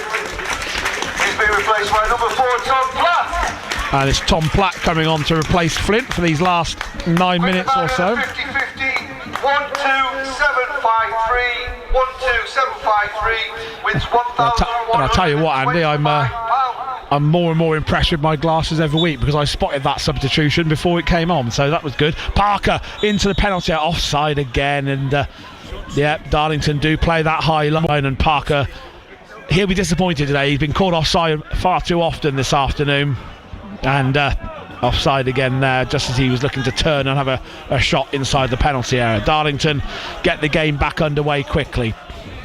Ball through to Salkow, heavy touch from Salkow, but does well to control it second time, finds Griffiths, who puts the ball back over the top for Salkow. He's tracked by Aaron Drew, and he's given away the corner, second corner of the afternoon for the home side. And those fans away to our right will look to suck this ball in towards the goal. 8 minutes to go here at the Blackwell Meadows Stadium. Darlington 1, Oxford City 1. Salkow will take this corner. It looks like it might be an outswinging corner. Kai Mackenzie Lyle just shoving Cedric Main away from him. Cedric Main just trying to cause a bit of trouble. The referee's now spotted that, and he's going to have a word with Main and say to him, keep your arms down, Cedric Main, because I don't really fancy Cedric Main's chances against Jalen Jones, Andy, because there's about a 1.5 foot difference between the two of them, but he's giving as good as he gets in there. Well, there's a bit of a height difference, put it that way. Salkow will be with this corner. It will be an outswinger. In it comes now, and it's going to be towards the back post. Jalen Jones misses it in the air. Aaron Drew clears it off the line, and then it goes over from the rebound for Aaron Drew. Aaron Drew headed it up into the air, and then I think it was Toby Lees up there, the centre half, heads it over the bar, and that was not one of Aaron Drew's famed goal line clearances, but it was under the crossbar, and we'll call that a goal line clearance, Andy. Yeah, it wasn't like a block that was just completely last ditch. He was in the right place at the right time, as he usually is. Again, the referee's just hurrying up Mackenzie Lyle to take that. City just have to keep their heads above water here. It's just relentless pressure. At the moment, they're defending really well. I just wonder if there's just something they can do just to take the sting out of this game. They just need to creep up the pitch and just keep the ball a little bit. I just thought there Coyle could have perhaps opted for a cushion header back to the goalkeeper rather than hooking it over his shoulder, but he opted for the latter. But City trying to come away with the ball. Cedric Main comes back from an offside position, loses out to Burley, and now City looking to get the ball away again with good from Fleet, absolutely. Now there's a chance for Parker because the ball's flicked off the back of a Darlington head. Parker is not quite through, and really good defending now, I have to say, from Callum Griffiths, because Parker nearly snuck his way through there, but Callum Griffiths just stood strong and held off the challenge and managed to get the ball away from Parker. Great defending, but I'm looking at Parker in that situation. He's oblivious to the man behind him, and the ball goes through to Mackenzie Lyle from a latched pass from Darlington. But I'm looking at Parker there, he's in on goal. I'm just thinking, are you going to have a shot now? We've seen you score from that range. Yeah. Are you going to have the shot now? And he just waited until, I think, was it Lees, who just tracked back and just nicked the ball off his feet. I think he should have had a do at least there, Parker. 5 minutes to go. At the very least, just poked it in front of him into the corner. 5 minutes to go. Darlington 1, Oxford City 1. Mackenzie Lyle clears the ball into the night sky. Back to Cedric Main. City clear their lines again through Lewis Coyle. Darlington want to get the ball on the deck to try and get another attack going. The ball up into the night sky again. Aaron Drew nods it forward to Jacob Roddy on the halfway line. Roddy controls the ball well, goes back to Drew. Drew with two Darlington players around him, so he pumps the ball forward, but only as far as the centre half Toby Lees, who squares the ball to Elliot Forbes. Out to the left side to Headley, who's going to bring the ball over the halfway line. Josh Parker just forcing him back a little bit, and then a crossfield ball to Lees, who brings the ball over the halfway line. Back to Forbes, the home side, the home fans getting a little bit frustrated here, but they are in possession with Griffiths. Griffiths into the penalty area, headed away, hooked away, but not very well by McEachran, and now it's with Forbes again. And a shot from distance, and that's going to go not quite over the stand this time, but out of play comfortably, and it's going to be another goal kick to Oxford City. We've got 3 minutes to go, and there's going to be a substitute for Darlington. Sorry, Andy. I was just going to say another change for Darlington, but Darlington are really going for the win. They're pushing people forward. I'm looking at Elliot Forbes, the centre half, and who's playing as a midfielder now. He's vacating that position at the back just to push on and try and add that extra man into the Darlington attack. One thing, I think Oxford City may be able to pick them off if he keeps doing that, because they've got one less defender at the back. But another, they have to be careful, because again, I keep saying it, I keep repeating myself, but it really is just relentless pressure from Darlington, and they think there's a winner in this for them, and they're going to chuck everything at it to try and get it.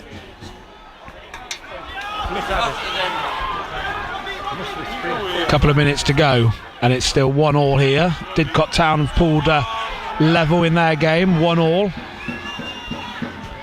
against Bristol Manor Farm in the Southern League Division 1 South. In Division 1 Central of the Southern League, Banbury United are 1-1 against Telford, AFC Telford up at Bucks Head. New Bucks Head, which was similar to Banbury's ground, Andy, was very, very badly flooded a few weeks ago. The game at Banbury a couple of weeks ago that they managed to get on against Lowestoft, the pitch was under literally 3 feet of water on the Tuesday, and by Saturday they got the game on. Incredible effort. And they are currently level with AFC Telford in the Southern League Premier Division Central this afternoon. Northley, though, they still trail. They are having a really torrid season in the Southern League and look like they are going to be going back towards the Hellenic League, because they've picked up just the one solitary win this season. Here at Blackwell Meadows, we are heading towards stoppage time. We'll see how much stoppage time is going to be added in a moment or two. There's going to be another substitution readied first, I think. Or is it the stoppage time? It might be the stoppage time, Boyd. I think it said 3 minutes. That's testing my eyesight again. I was reading that upside down, Andy. We'll see if I was right. That's a free kick to Darlington, though. Midway or just inside there, the Oxford City half of the field. City have got more defending to do. We're into the last minute of the 90. I think it really is now a case of, can Oxford City hold on? Because it will be a useful point if they can hold on, but that's still a big if, because there's a minute to go plus stoppage time. Free kick coming in now towards the centre spot, headed up into the air by Roddy. McEachran has his shirt pulled and referee says nothing doing, and it's back with Headley. Headley's going to recycle the ball out to the left hand side to the substitute Al Shabib, and out of play for another Darlington throw, just creeping up the line. Darlington, Al Shabib plays a little 1-2 with Headley, back to Forbes plays a square pass across to Callum Griffiths on this near touchline. Griffiths chips the ball in right footed towards the penalty area. 5 minutes to go then here at the Blackwell Meadows. We're into that stoppage time now. The crowd sense a chance for Darlington perhaps still to get this winning goal, because they are in the ascendancy at the moment. City defending for their lives. It's still 1-1. Al Shabib looking to thread the ball through, but that's going to be, I say, comfortably dealt with by Kai McKenzie. Lyle. Thank you very much for your attendance. 1,263 inside the ground. They made a really good noise for 1,263. It's number 5, Tommy Lee. And the referee's going to have a little word with Hatfield and Reece Fleet at the moment. I think the referee's just asking both skippers just to keep a lid on their emotions for these last few minutes, because it has got a little bit feisty. The referee's actually had a decent game. I know there's still a few minutes to go, and I know you don't like praising referees too much, Andy, but touch wood, I'm going to say touch your head here, touch wood, he hasn't made any howling, blazing errors today. I reserve my judgment until the final whistle. Yeah, no, I've blown it now, haven't I? I've seen things happen in the last minute of games when the referees had a really good game and then completely done something balmy. I've blown it by saying that, haven't I? Commentator's curse, probably. Parker controls the ball well, and City are in the right half of the field if they want to at least cling on to a point here at Blackwell Meadows. Take a point 250 miles back down the A1 and the M1. Back into the south, despite what Hadley said. 3 minutes to go here then at Blackwell Meadows into stoppage time. Darlington 1, Oxford City 1. Throw-in comes in, looking for Parker. Parker's beaten to the ball and hooked away by Matty Cornish, the substitute. Free kick given away again.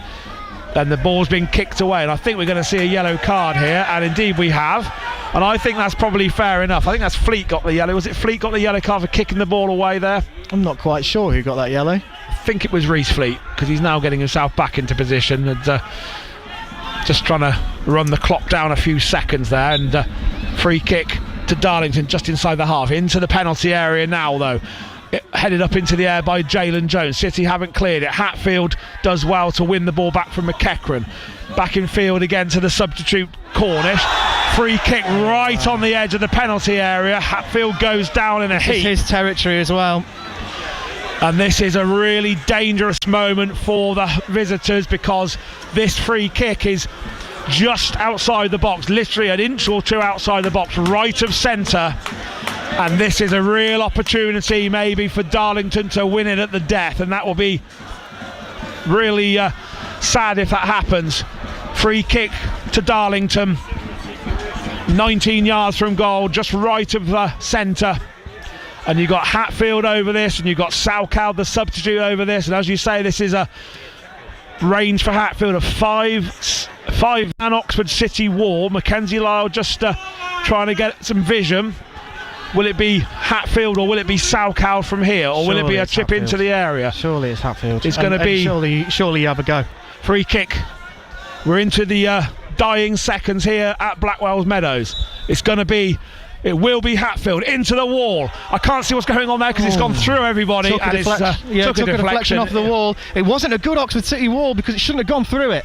Luckily, Mackenzie Lyle's on there. Well, it wasn't a good Oxford City wall. It shouldn't have gone through it, but at least it took the sting out of it, didn't it? And it allowed Mackenzie Lyle to see the ball late and just clutch the ball to his chest. And I was struggling to see it through the wall there.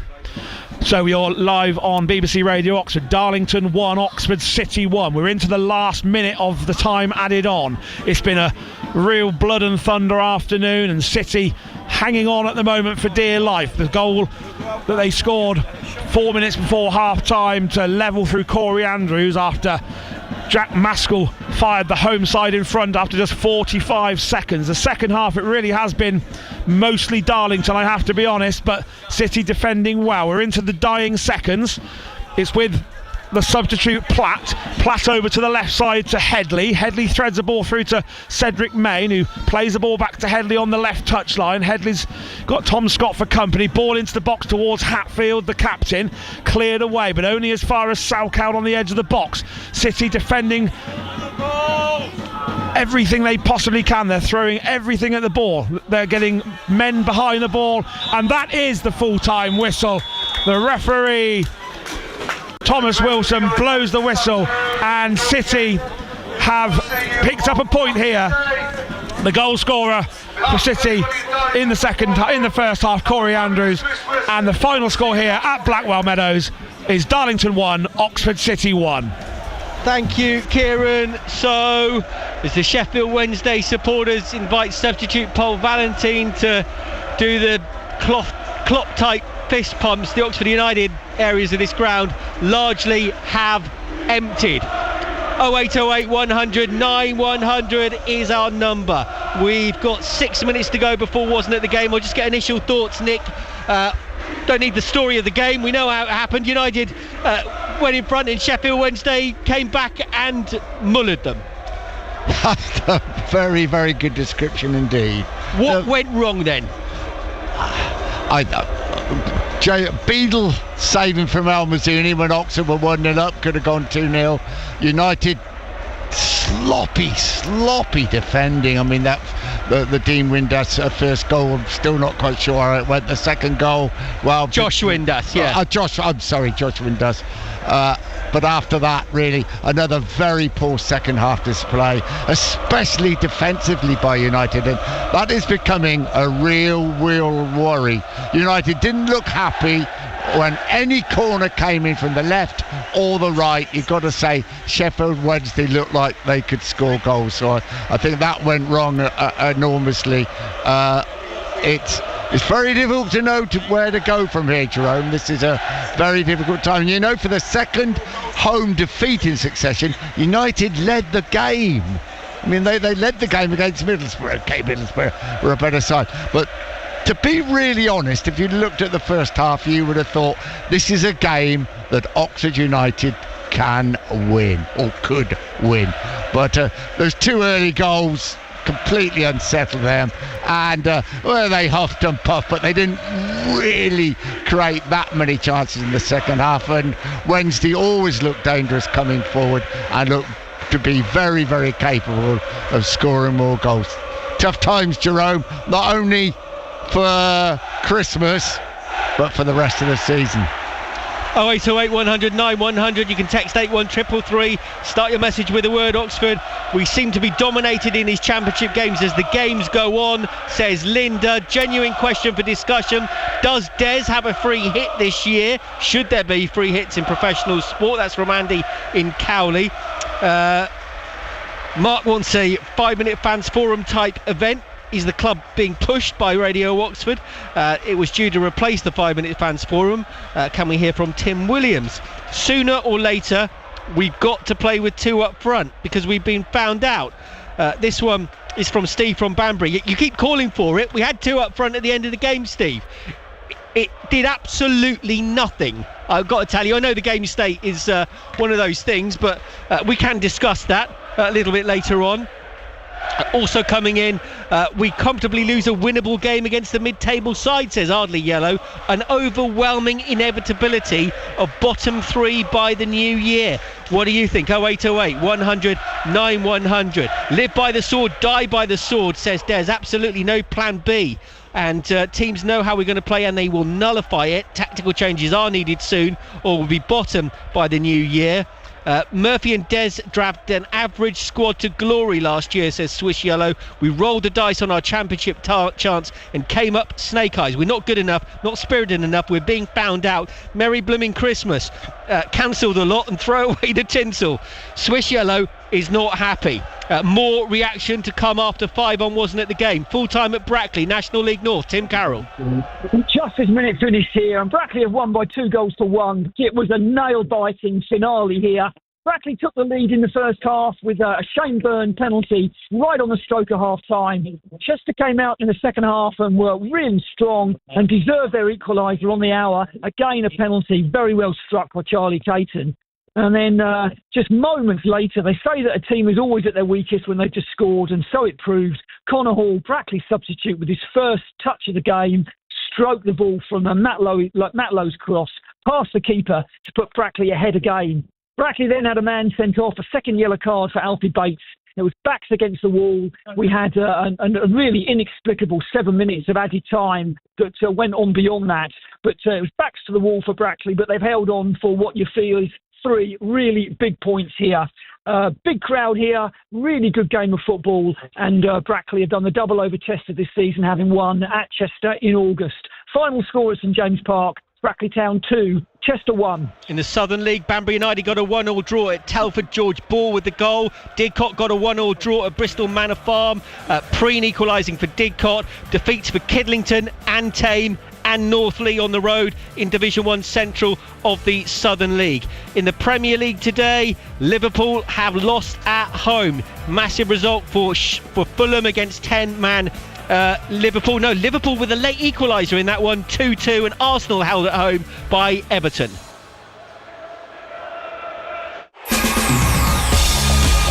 And this wasn't at the game from BBC Radio Oxford Sport, where at the Kassam Stadium, Oxford United led against Sheffield Wednesday, but lost heavily in the end. Brannigan can recycle for Oxford. Comes inside to his left foot and then just dinks it into the penalty area. More flicks on. Greg Lee gets a touch. And Greg Lee puts it in and the flag stays down and Oxford United lead. Greg Lee is the goal scorer. United kept the ball alive when the cross came from Brannigan. The headed touch from Moore, and that's not for the first time at Adams Field this season. Moore and Lee combine as Oxford lead Sheffield Wednesday by 1-0. Every player bar the Wednesday keeper James Beadle in the Oxford half. Charles then to deliver, left hand raise, right footed delivery towards the 6-yard box, and it is an absolute tap in for Josh Windass. It never should have got that low for a Sheffield Wednesday player to be able to just pass it into the Oxford net. But Sheffield Wednesday are level and it's 1-1. Jamal Lowe out to the far side. There's a runner in space. There's a cross, and there's Smith arriving, and Moore gets ahead, and he's fouled as he does so. The ball's in the back of the net, won't count. That's long been. No. Wait, will count, will it? He has given it. It will be a goal for Sheffield. I thought there was a whistle. I thought the game was stopping, and yet the ball ends up in the back of the net. I thought I heard a whistle. I apologise. I thought I heard a whistle. Everyone seemed to stop, and Lowe just tapped it away. And Bannon wants this laid off, and he's got a good shot from distance, but he pokes it instead to Smith, and a shot comes in, gets into the back of the net.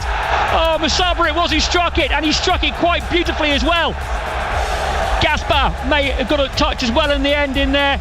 Gassimer struck it, teed up, smashed home. Gassimer the goal scorer, and that might just be that this afternoon for Oxford United. So 3-1 win for Sheffield Wednesday. What do you think? 0808 100 9100 if you want to get your voice on Wasn't It the Game in this hour. Text 81333, start your message with the word Oxford. WhatsApp 08000 321 333. Again, start your message Oxford. On X, we're at BBC Oxford Sport. With me for Wasn't It the Game, Nick Harris from BBC Radio Oxford Sport. And we've got both of Oxford United's longest serving podcasts represented here. We've got Paul from the Fence End Pod and Connor, who joins us from the Manor podcast as well. This is Wasn't It the Game? So let's get straight to it with Connor and Paul. Paul, first of all, you've watched the game as a fan. You've seen United go in front. In the end, can't have too many complaints. I wouldn't have thought about the outcome, though. No, I think when you have 4 good chances and you only take one, and the fans are behind you, you're 1-0 up, and you have to ask yourself, how many chances would another championship take of that quality? You know, they'd be scoring more than the one.